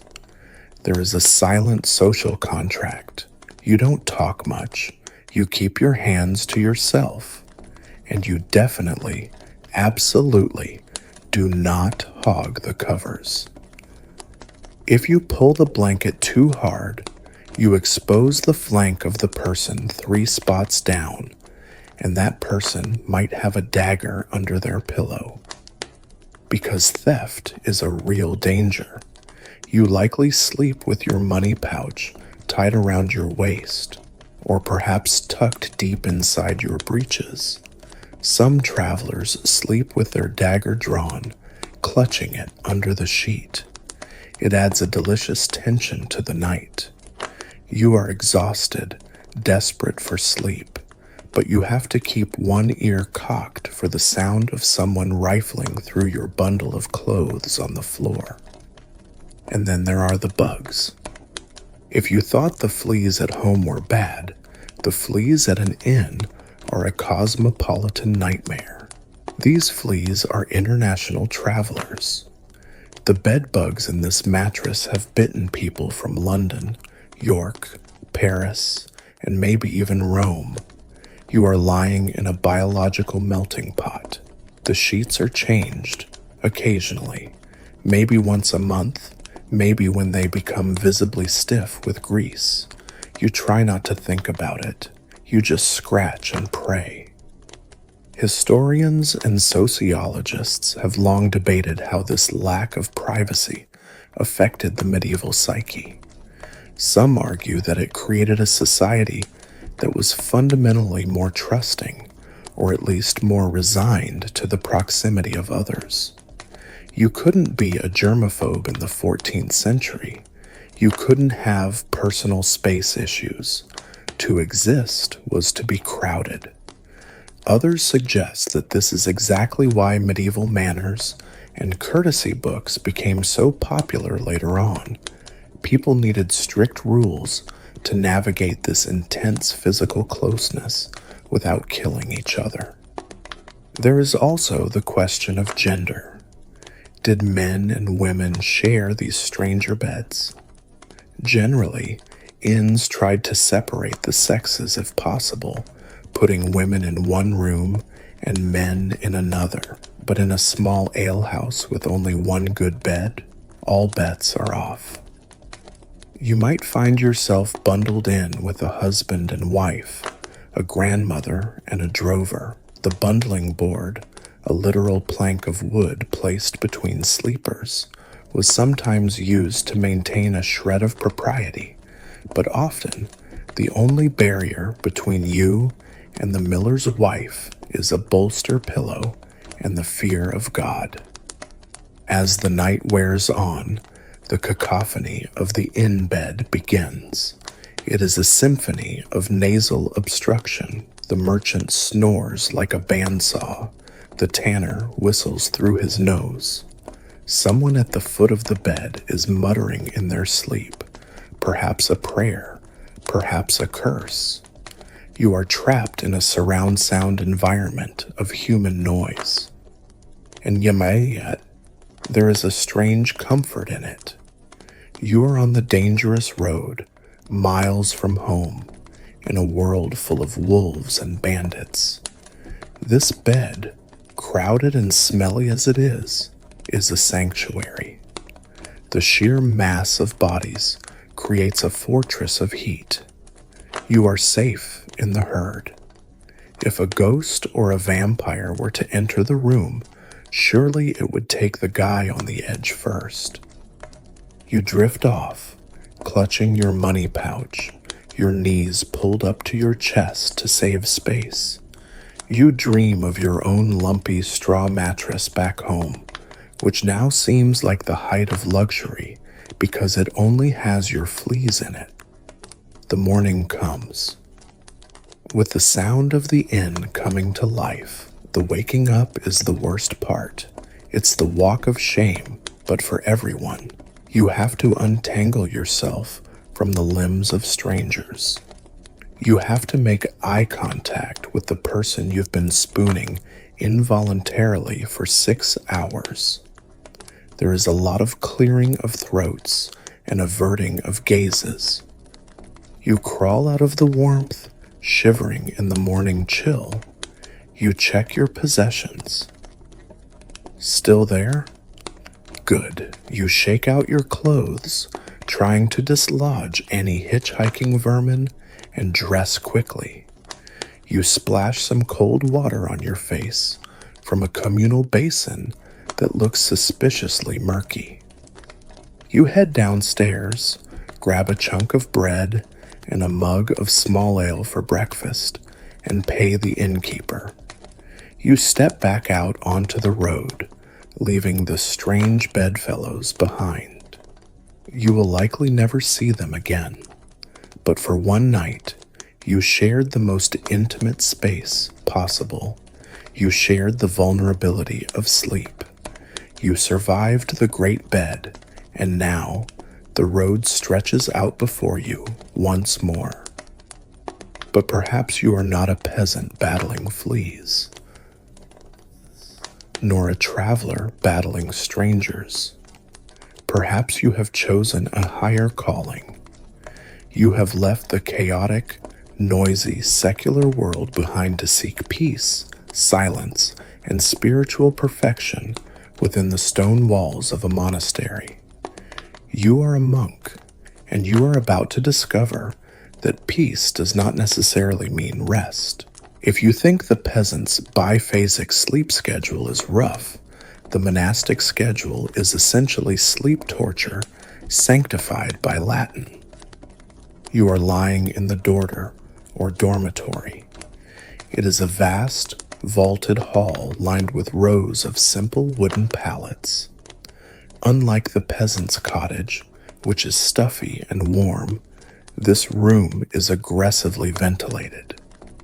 The windows are often unglazed to prevent stagnant air and to mortify the flesh. The temperature inside is roughly the same as the temperature outside. If it is snowing in the cloister garth, it is freezing in your bed. You are not naked. The rule of Saint Benedict, the constitution of your life, is very specific about this. You sleep fully clothed in your tunic and cowl, with your belt tied around your waist.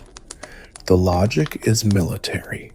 A soldier of Christ must be ready to leap into spiritual battle the moment the bell rings. You are essentially sleeping in your work uniform.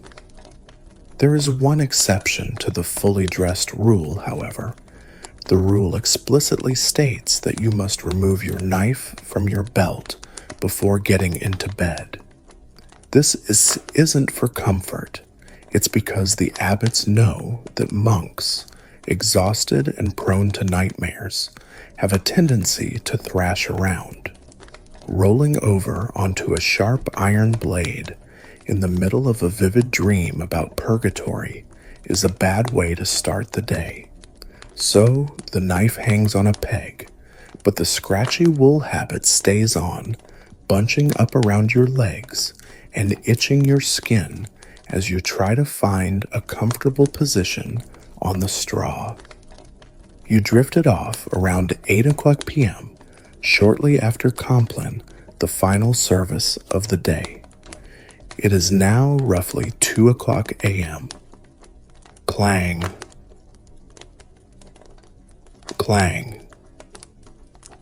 Clang. The bell cuts through your dreams like a guillotine. It is not a gentle wake-up chime.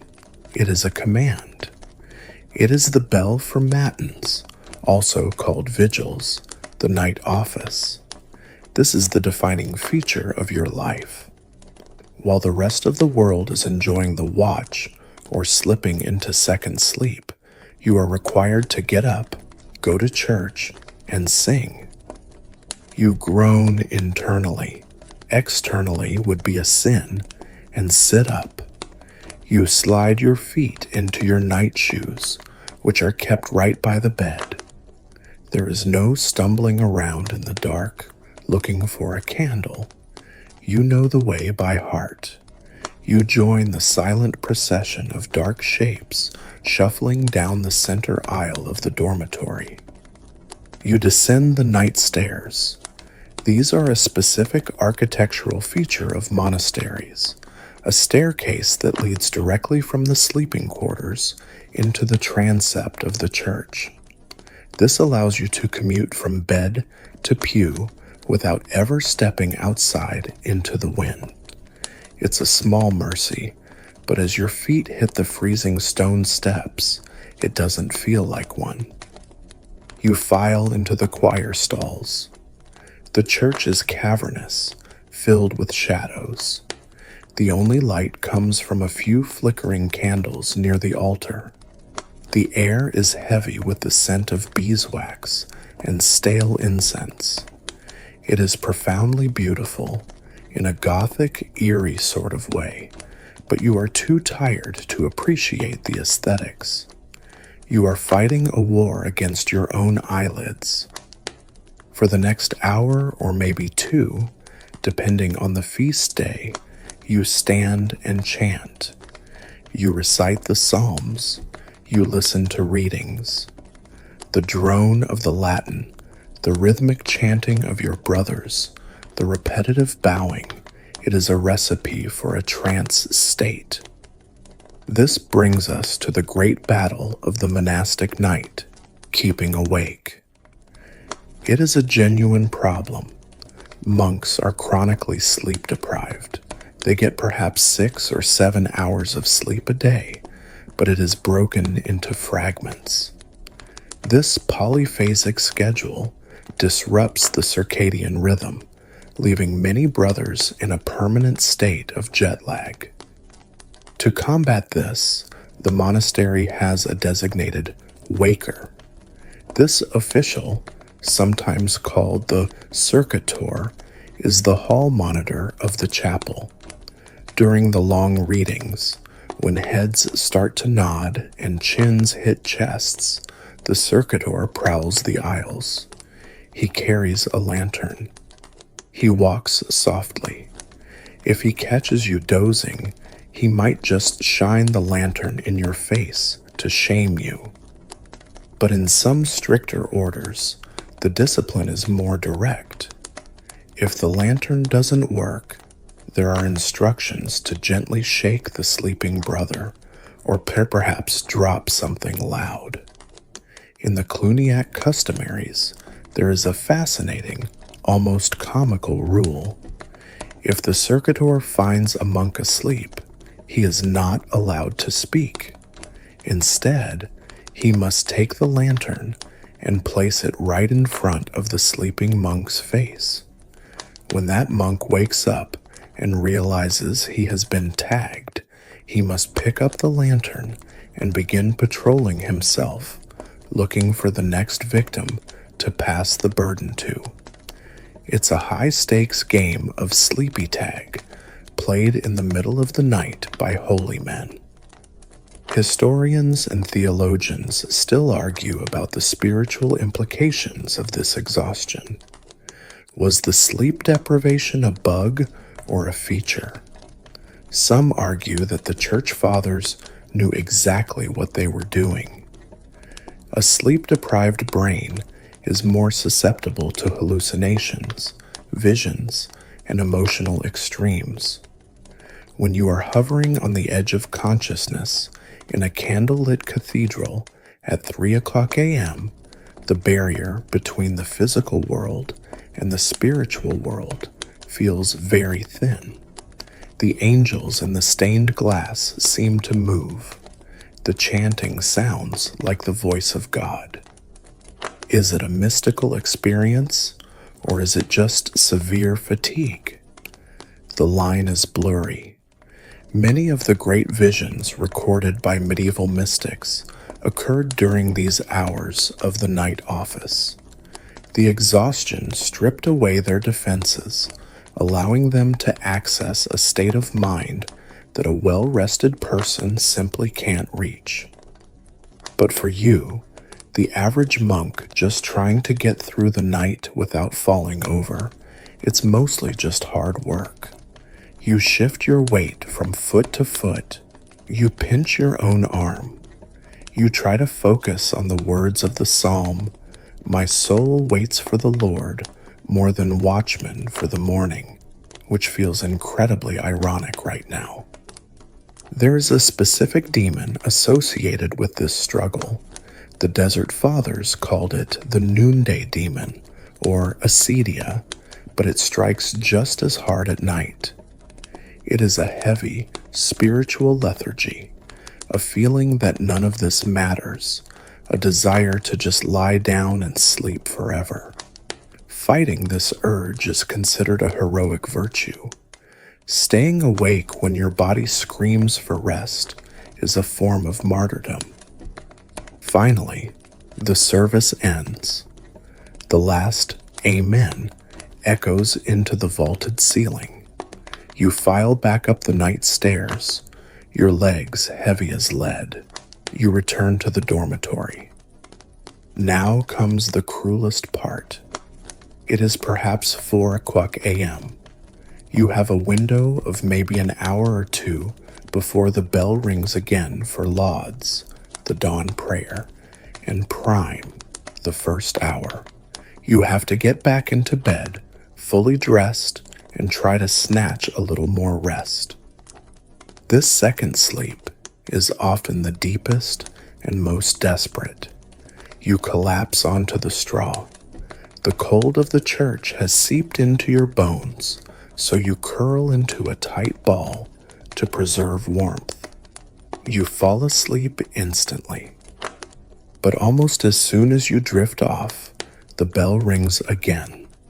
The sun is coming up. The day is beginning. You have to get up, wash your face in the freezing cloister trough, and begin your work. There is a quirky scholarly debate about whether monks were actually allowed to nap. The rule of Saint Benedict seems to suggest a period of siesta in the summer months, when the nights are short and the days are long. After the midday meal, the monks were allowed to rest on their beds in silence. But were they allowed to sleep, or just to read? The Latin is ambiguous. Some strict abbots forbade sleeping, fearing it would lead to laziness. Others, more pragmatic, realized that if they didn't let the brothers crash for an hour in the afternoon, the chanting at matins the next night would sound like a chorus of dying frogs. So, your life is a cycle of interrupted dreams. You never quite get enough. You are always slightly tired, slightly cold, and slightly hungry. But as you shuffle to the dawn service, watching the light creep through the traceries of the east window, turning the gray stone to gold, there is a sense of rhythm. You are part of a great machine of prayer that never stops. The world sleeps, but you watch. You are the designated driver for humanity's soul, keeping your eyes open on the dangerous, dark road, even when they burn with exhaustion. So, we have suffered through the itchy straw of the peasant, the crowded chaos of the inn, and the sleep-deprived discipline of the monastery. Surely, if you go to the very top of the social ladder, things get better. Surely, the King of England or the Duke of Burgundy enjoys a peaceful, private night of restorative slumber. You are standing in the royal bedchamber. It is a masterpiece of comfort. The walls are hung with thick tapestries depicting hunting scenes or the Trojan War, designed to block the drafts that plague the poor. The floor is covered in woven rushes, or perhaps even an imported carpet. The fire in the grate is blazing, fed with the finest seasoned wood that doesn't smoke. And in the center of the room stands the bed. It is not a piece of furniture, it is a piece of architecture. It is a massive four-poster fortress draped in velvet, silk, and cloth of gold. It has curtains that can be drawn to create a room within a room. The mattress is stuffed with the softest down feathers plucked from the breasts of live geese, cruel but effective for loft. The sheets are linen so fine it feels like water against your skin. But as you stand there, ready to retire, you notice a problem. The room is full of people. There are dukes, earls, bishops, squires, pages, and servants. They are standing around, chatting, watching you. You unbutton your doublet, and 3 people rush forward to help you. You are the king, and in the medieval world, the king's body is not private property. It is the body politic. It belongs to the state. Therefore, your sleep is a matter of national security and public spectacle. You are about to endure the ritual of the coucher, the formal going to bed ceremony. In the modern world, undressing is an intimate act. Here, it is a team sport. The ranking noble present gets the honor of handing you your nightshirt. Someone else takes your shoes. Someone else holds the candle. It is a slow, choreographed striptease where every layer of clothing removed represents a distinct political favor. To be allowed to touch the royal hem is a privilege people literally fight for. But the true peak of this lack of privacy comes on your wedding night. Let's say you are a young prince, perhaps 14 years old, and you have just married a foreign princess of the same age. You are strangers. You are terrified. You are exhausted from a week of feasting and jousting. All you want is to sleep. But first, you must survive the bedding ceremony. This is not a private moment for the happy couple. The entire wedding party, drunk, raucous, and shouting advice, escorts you to the bedchamber. The room is packed. Musicians are playing bawdy songs. The men undress the groom. The ladies undress the bride. You are stripped down to your nightshirts, or sometimes less, and physically placed into the bed together while everyone watches. The bishop steps forward. He isn't there to tell everyone to leave. He is there to bless the furniture. He sprinkles holy water on the mattress, the sheets, and the pillows. He recites a prayer asking God to make this bed undefiled and fruitful. It's hard to feel romantic when a man in a mitre is splashing water on your duvet and chanting in Latin about fertility. Then comes the posset. Remember that curdled milk and ale drink the peasant used for insomnia? Here, it is a ceremonial chalice passed around the bedside. The bride drinks, the groom drinks, and the guests drink. It is a communal toast to the consummation that is about to happen. In some traditions, the guests engage in the stocking throw. The guests sit on the edge of the bed, yes, literally sitting on your legs, and take turns throwing the groom's stockings over their shoulders. It's like throwing the bouquet, but with used socks. If a guest manages to hit the bride or groom, it means they will be the next to marry. You lie there, rigid, shoulder to shoulder, with your new spouse, forcing a smile as your drunk uncle tries to land a wool sock on your nose. The noise is deafening. The heat from the bodies and the torches is stifling. Historians still argue about exactly when the crowd left.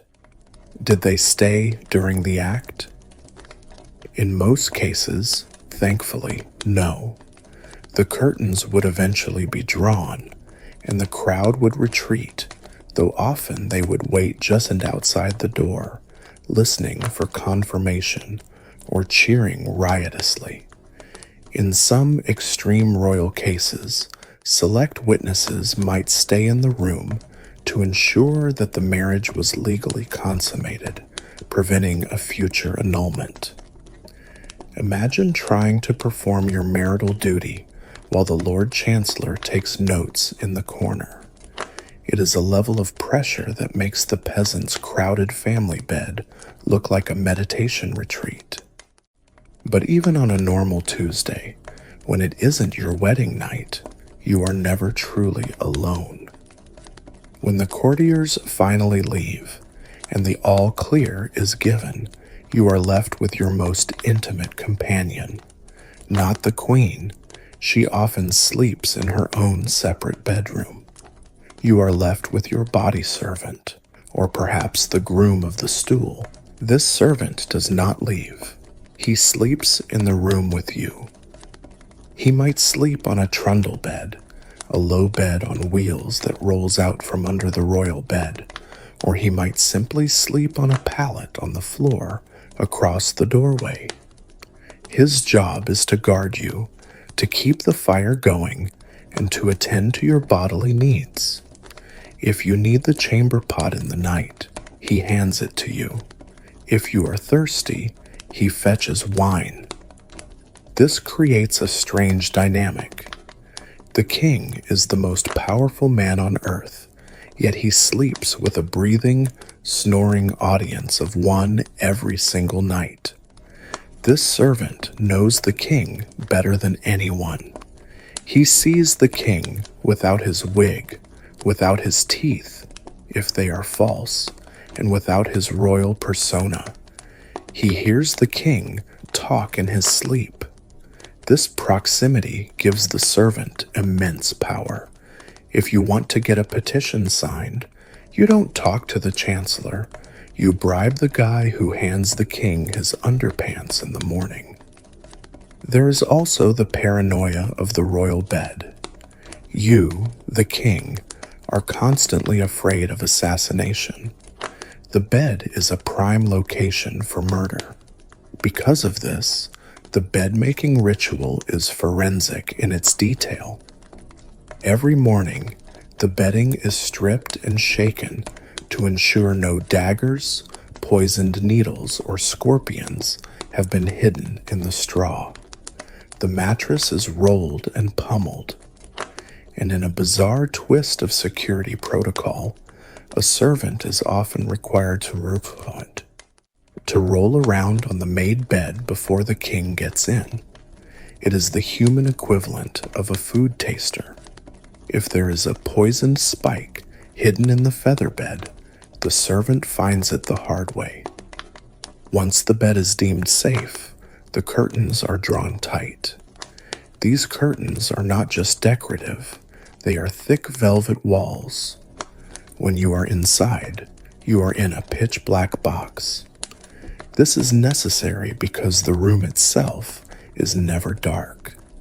A mortar light, a large wax candle in a bowl of water, burns all night long to ward off assassins and evil spirits. If you were to open the curtains, the room would be filled with flickering shadows. So, you lie in your velvet box. The down mattress is soft, swallowing you up. The sheets are smooth, but the air is stale, trapped by the heavy curtains. You can hear the rhythmic breathing of your bodyguard on the floor. You can hear the pacing of the guards in the corridor outside. You can hear the distant sounds of the court, which never truly sleeps. You are insulated from the cold, from the fleas, mostly royal fleas are still a thing, and from the hard labor of the fields. But you are also insulated from silence. You are a prisoner of your own luxury. As you drift off, you might worry about the succession.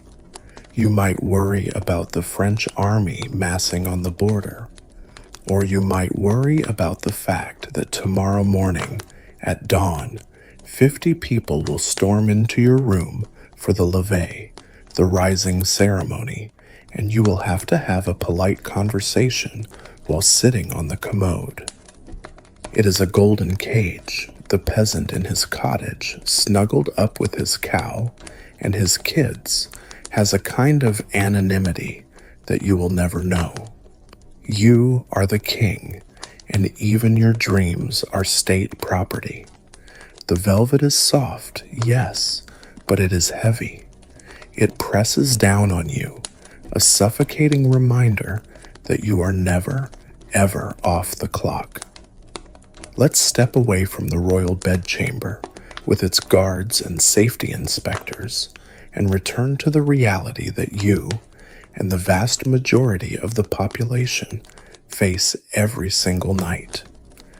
We have talked about the cold, the bugs, and the demons, but there is one danger that is far more tangible, far more destructive, and far more likely to kill you than a visit from the night hag. Fire. You are lying in a house built almost entirely of organic, flammable materials. Your walls are timber and wattle, wood strips. Your roof is thatch, dried straw. Your floor is covered in rushes, dried grass, and your bed, as we established in Section 1, is literally a sack of dried stalks. You are essentially sleeping inside a giant walk-in tinderbox. And to light this tinderbox, you are using an open flame. In the modern world, if you drop your phone in bed, it might hit you in the face, which hurts, but it won't burn the neighborhood down. In the Middle Ages, if you drop your candle, you are initiating a catastrophe. The light source you are using is likely a tallow candle. Beeswax candles, which smell nice and burn cleanly, are for the church and the rich. You can't afford them. You are stuck with tallow, which is rendered animal fat, usually sheep or cow. A tallow candle is basically a stick of hard grease with a wick in it. When you light it, it doesn't smell like midnight breeze or vanilla cupcake. It smells like a dirty kitchen. It smells like frying meat that has gone slightly rancid. It sputters. It drips hot grease that solidifies instantly on your skin or your sheets. And the light it gives off is a dim, yellow, wavering gloom that casts long, terrifying shadows in the corners of the room. But even tallow is a luxury. If you are truly poor, you might be using a rushlight. This is the budget version of a candle. You take a common meadow rush, peel away the outer skin to reveal the pith, and drag it through a pan of melted bacon fat or whatever grease is left over from cooking. You clamp this greasy twig in a metal holder. It burns fast, it smokes like a chimney, and it has a nasty habit of dropping glowing embers as the rush disintegrates. Now, imagine the scenario. It is the middle of the night. You are holding your tallow dip or your rush light, perhaps checking the baby or looking for that one flea that has been biting your ankle, or maybe, just maybe, reading a book if you are one of the rare literate peasants. You are tired, your eyelids are heavy, you nod off. Your hand relaxes. The candle tips. The flame touches the linen sheet. The linen ignites the straw mattress. In seconds, the bed is a fireball. The fire leaps to the wall hangings, then to the thatch. Because there is no drywall, no flame retardant chemicals, and plenty of drafts to feed the oxygen, the room becomes an inferno in minutes. This is the great fear of the medieval night. It is why you sleep with one eye open. It is why the smell of smoke, any smoke that isn't the familiar wood smoke of the hearth, triggers an instant, primal panic. This fear is so pervasive that it dictates the law. This is the true origin of the curfew. We mentioned the word earlier, but let's really look at the mechanism. In every medieval town and city, a bell rings every single night, usually around 8 o'clock or 9 o'clock p.m. This isn't just a suggestion to go to bed. It is a mandatory public safety order. The word comes from the old French couvre-feu, meaning cover the fire. When that bell tolls, you are legally required to damp down your hearth. You don't put it out completely. Relighting it is too hard, but you cover the embers. You might use a heavy metal lid, literally called a curfew, or bank the ashes over the coals to starve them of oxygen. This ensures that a rogue spark won't pop out while you are sleeping and land on the rushes. If you live in a city like London, Paris, or York, the stakes are even higher. These cities are dense warrens of wooden houses, often built with jettied upper stories that overhang the street. The houses are so close together that you can sometimes shake hands with your neighbor from the bedroom window. If your house catches fire, the neighbor's house catches fire, and then the next one, and the next one. A medieval city fire is not a localized event. It is an apocalypse. There is no fire department. There are no hydrants. If a fire starts, the alarm is just people screaming, "Fire!" in the street. You wake up to chaos. The firefighting method is brutal. Neighbors form bucket lines to the nearest well or river, passing leather buckets of water hand to hand. But a bucket of water does little against a raging thatched roof. So the main strategy is demolition. The city watch or the braver citizens will run to the scene with fire hooks. These are massive iron hooks on long poles. They don't use them to pull people out. They use them to pull the house down. The goal is to collapse the burning building and the buildings next to it to create a fire break. Imagine waking up to the smell of smoke, grabbing your children, running out into the street, and watching a team of men literally tear your neighbor's house apart with giant hooks while the fire roars closer. It is a scene of utter devastation. Because of this, the penalties for accidental arson are severe.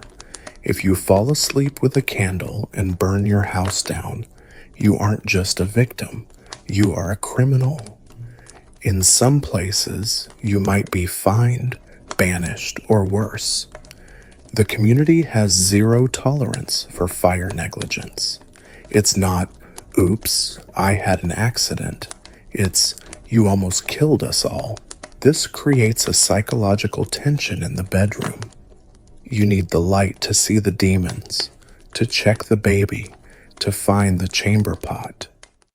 But the light itself is a deadly weapon. You treat the candle with a reverence and fire that we reserve for loaded guns. There are safety devices, of course. You might use a lantern made of pierced horn, a lanthorn, which encloses the flame. It gives off a terrible murky light, but it's safer than a naked flame. You might place your candle in a bowl of water, a primitive self-extinguishing system. But accidents happen. Cats knock things over. Straw shifts. Sparks fly. Historians often comment on how dark the medieval interior was, even during the day. This was partly for insulation, but also because windows were small. At night, the darkness is total. And yet, people hesitated to light a candle. It wasn't just the cost of the tallow, it was the risk. Many people preferred to navigate their homes in pitch blackness, learning the location of every stool and table by touch, rather than risk the flame. This reliance on muscle memory navigation is a lost skill. You, the medieval sleeper, know exactly how many steps it is from the bed to the door. You know exactly where the low beam is that will crack your head open. You move through your home like a blind person, guided by the landscape of the floor and the drafts of air. So, as you lie in your straw bed, listening to the curfew bell tolling in the distance, you feel a sense of responsibility. You double-check the hearth. Is the ash banked high enough? You check the candle. Is it truly out? You sniff the air. Is that burning thatch or just the neighbor curing ham? The curfew bell is a lullaby of authority. It tells you that the city is locking down, the gates are shut, the fires are covered, the danger is contained for now. You snuggle deeper into the blanket, trying to stay warm without the roaring fire you'd prefer. The cold is safer than the heat. You accept the chill as the price of survival.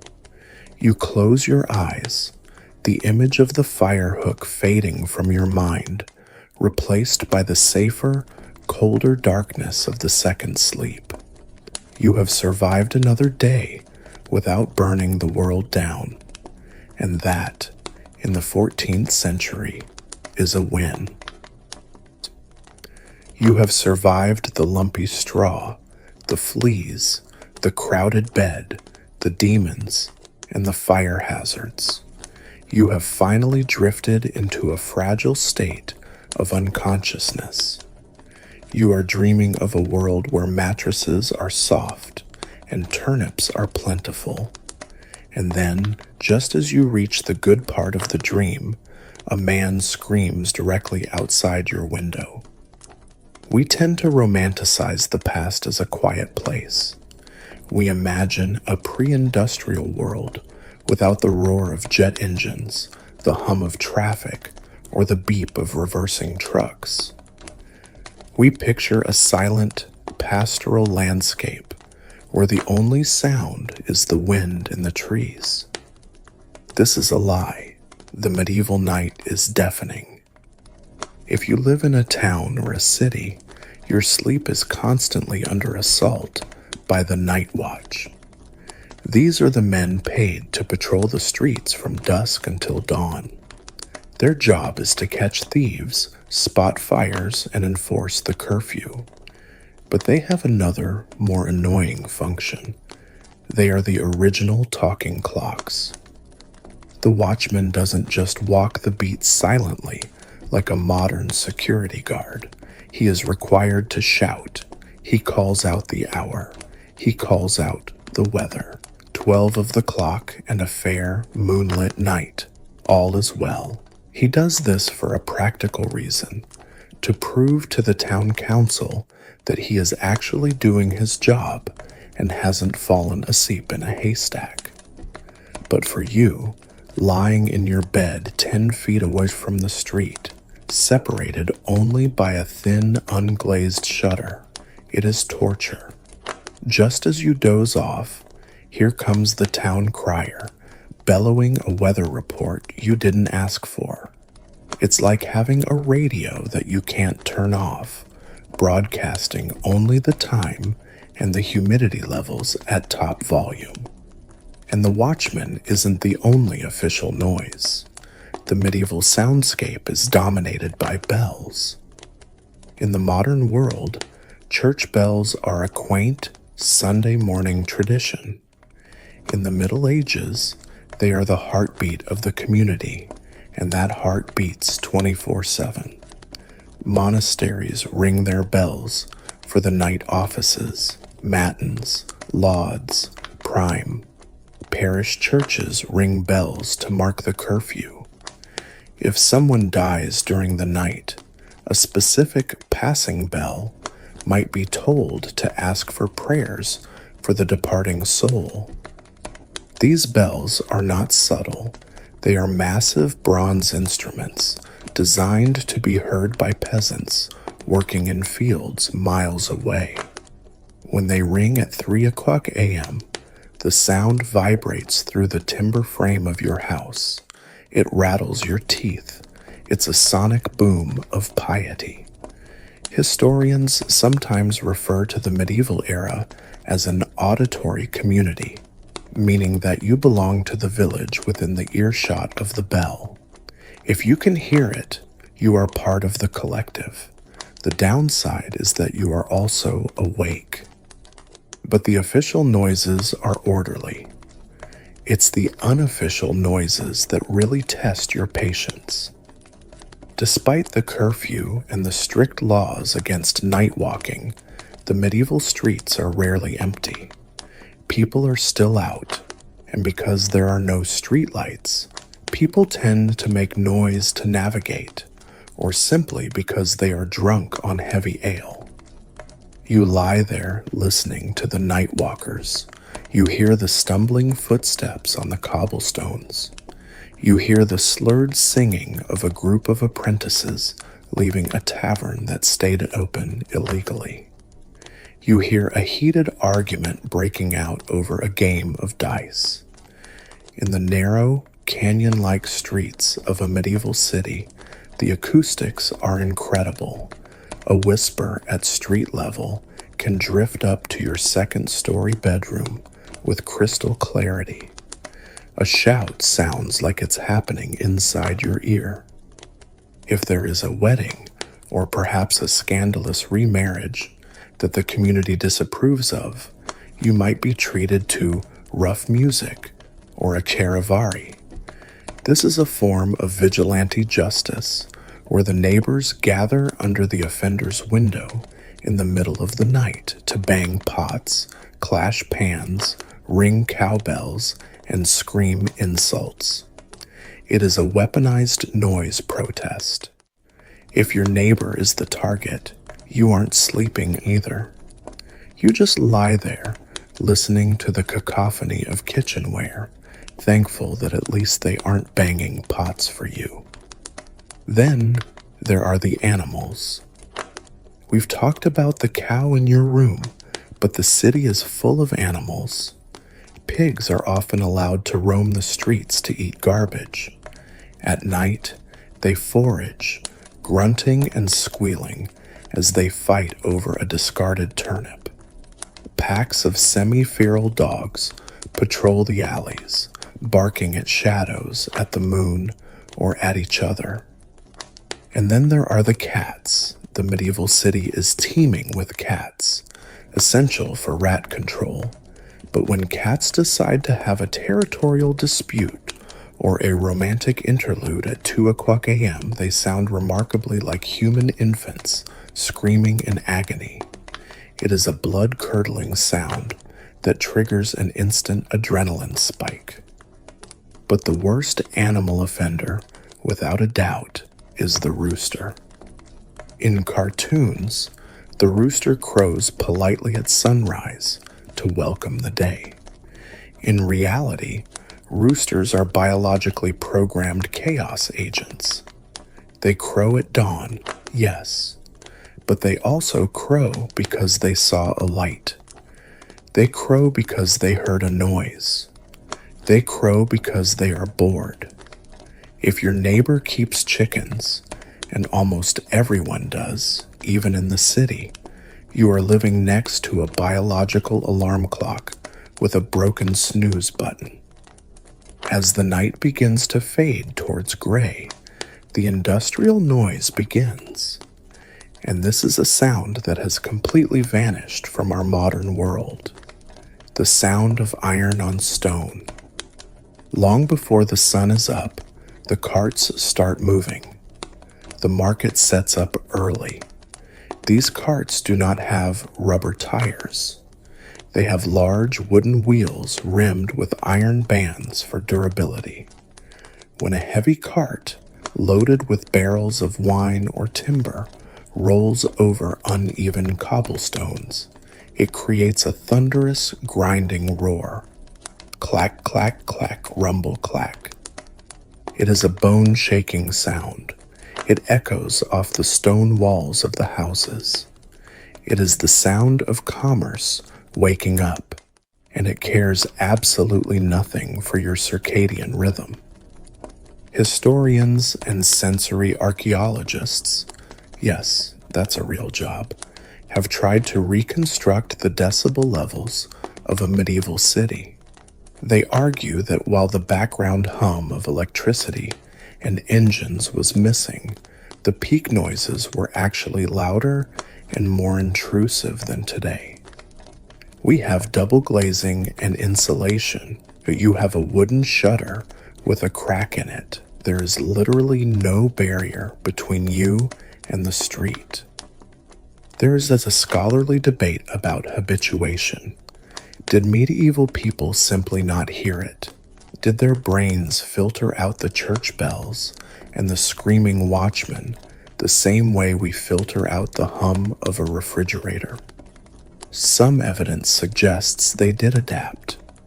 Court records show people sleeping through incredible commotions, fires, fights, even murders happening in the same room.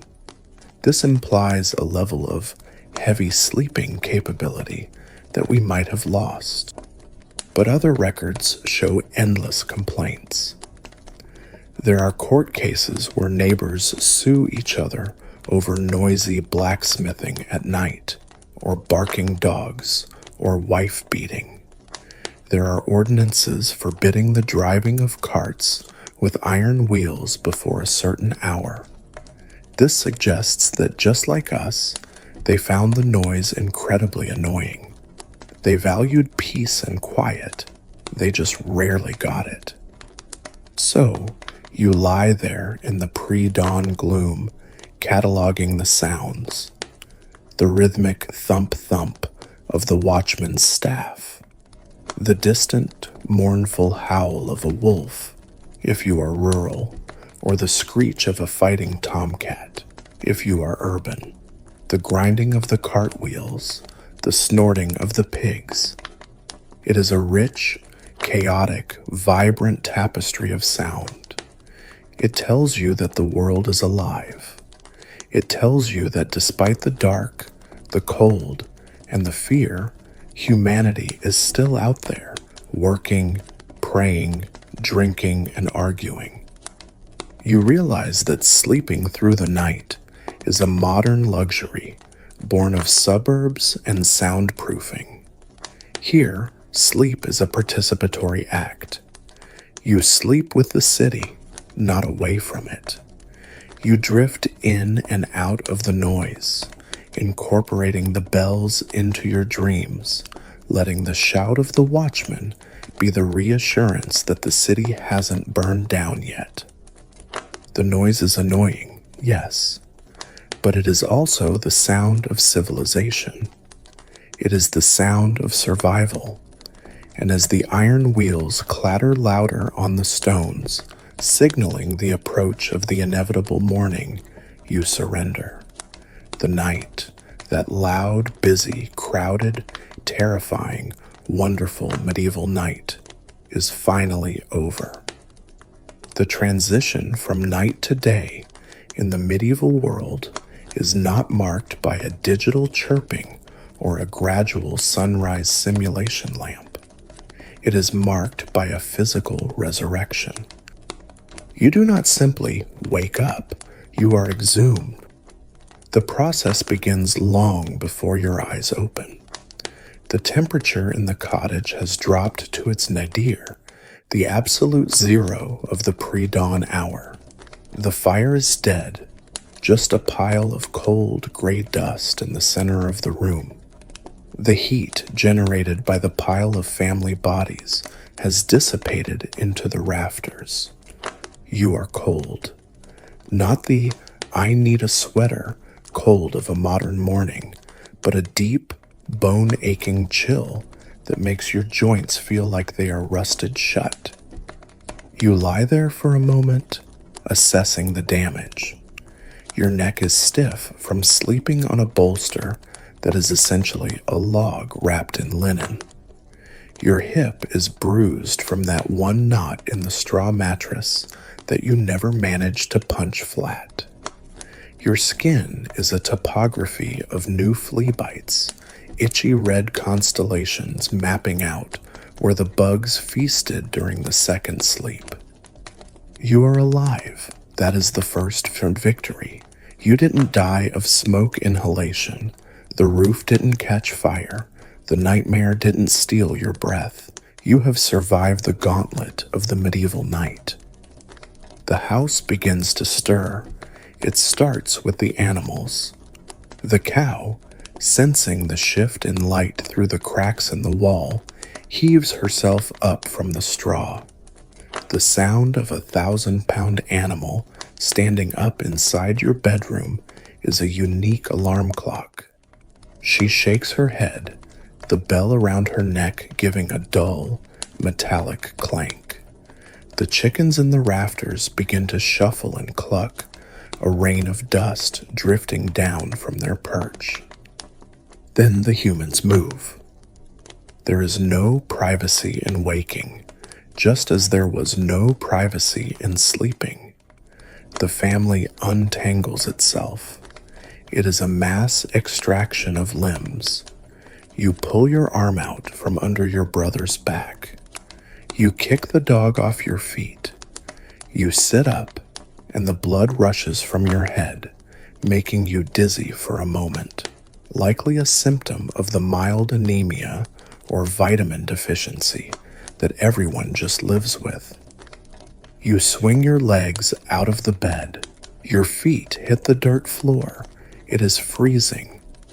The shock of the cold earth against your soles is the medieval equivalent of splashing ice water on your face. It is instant, brutal alertness. You stand up and stretch, hearing your spine crack like dry firewood. You are still wearing your linen coif, the chin strap digging slightly into your jaw. You reach up and untie it, peeling the fabric away from your ears. The sound of the room rushes in, the wind outside, the snuffling of the pigs, the groaning of the waking children. Now comes the morning toilet, if you can dignify it with such a name.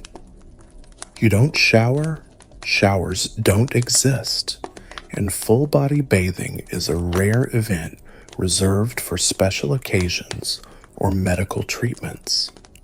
Instead, you perform a dry wash. You take a coarse linen cloth and rub your face, your neck, and your hands vigorously. The friction removes the surface dirt and gets the blood flowing. It's an exfoliation treatment born of necessity.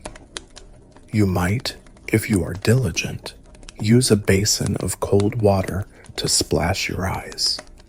You definitely use a tooth cloth, a rough piece of linen dipped in water, or perhaps a mixture of salt and herbs to scrub your teeth.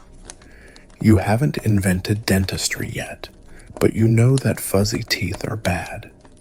You might chew on a fennel seed or a clove to mask the morning breath, which, given the diet of onions and ale, is formidable. Then you get dressed. You pull your woolen tunic over your head. It smells of wood smoke and sweat, a comforting, familiar scent. You tie your belt, the girdle, around your waist. This is a practical act, but also a symbolic one. In the medieval mind, the girding of the loins separates the upper body, the spiritual, rational part, from the lower body, the animalistic, bodily part. By putting on your belt, you are disciplining your body for the day's labor. You are strapping yourself in. You step outside to the midden or the garden to relieve yourself, emptying the bladder that you valiantly ignored for the last 2 hours of sleep. The air is crisp, biting. The sun is just a faint bruise of purple on the eastern horizon. You look at the sky. You are reading the weather. Is it a red sky in morning? Are the swallows flying low? Your life depends on this forecast. If it rains, you can't harvest. If it freezes, the buds die. You are a meteorologist by survival instinct. Breakfast is not a leisurely affair of pancakes and coffee. It is fuel. You might grab a chunk of dark, dense rye bread, maslin bread, left over from yesterday. You might wash it down with a mug of small beer, a weak, watery ale that is safer to drink than the water from the well. The alcohol content is negligible, just enough to kill the bacteria, but the calories are vital. It's a liquid granola bar. As you chew the tough bread, you look around your village. Smoke is rising from the holes in the thatched roofs of your neighbors. The auditory community is fully awake now. The church bell is ringing prime. The blacksmith's hammer is already ringing on the anvil. The carts are rumbling. You feel a strange sense of continuity. You have done this thousands of times. Your father did this. His father did this. The rhythm of waking up, checking the sky, and eating the bread is a ritual as old as agriculture itself. Historians often discuss the brutality of medieval life, and they aren't wrong. It is hard. It is dirty. It is dangerous. But there is also a resilience here that is awe-inspiring. You slept on a sack of straw. You shared your room with livestock. You woke up in the dark to pray or to worry. And yet, here you are. You are standing in the door of your cottage, watching the sun crest over the hills, turning the muddy fields into a landscape of gold. You are ready. You have resurrected yourself from the little death of sleep. You have shaken off the demons of the night. You have survived the cold. You are awake. You are alive, and the day belongs to you. You grab your scythe or your basket or your tool bag. You step out onto the path. The mud sucks at your boots. The wind bites your nose. The work begins. And now, my friend, the long, hard day of the medieval peasant is just beginning. But for you, the journey is over. Let the image of that cold, muddy sunrise fade gently from your mind. Let the noise of the cartwheels and the church bells drift away into silence. You don't have to go out into the fields. You don't have to harvest the wheat or tend the fire. You don't have to worry about the wolf in the forest or the ghost in the shadows. Those are stories for another time. Bring your attention onto your own space. Feel the difference. Beneath you, there is no lumpy straw, no scratching stalks. There is only softness. You are supported, held, and perfectly comfortable. The air around you is warm and still. There are no drafts, no smoke, no biting cold. You are safe in your own time, in your own sanctuary. Let your shoulders drop. Unclench your jaw. Release that tension you've been holding while listening to the struggles of the past. You are not sleeping with strangers. You are not listening for the watchman. You are simply here in the quiet, modern dark. Take a deep breath in and let it out, slow and steady. Think of the night not as a time of fear, as they did, but as a gift. A vast, velvet ocean of peace that is waiting to catch you. The darkness is not full of demons, it is full of rest. It is a blanket of calm wrapped around the world to help it heal. Drift down now, sinking deeper into your mattress. Heavier, warmer, the history book is closed, the candle is blown out, the village is sleeping. And so are you. End of script. Sweet dreams.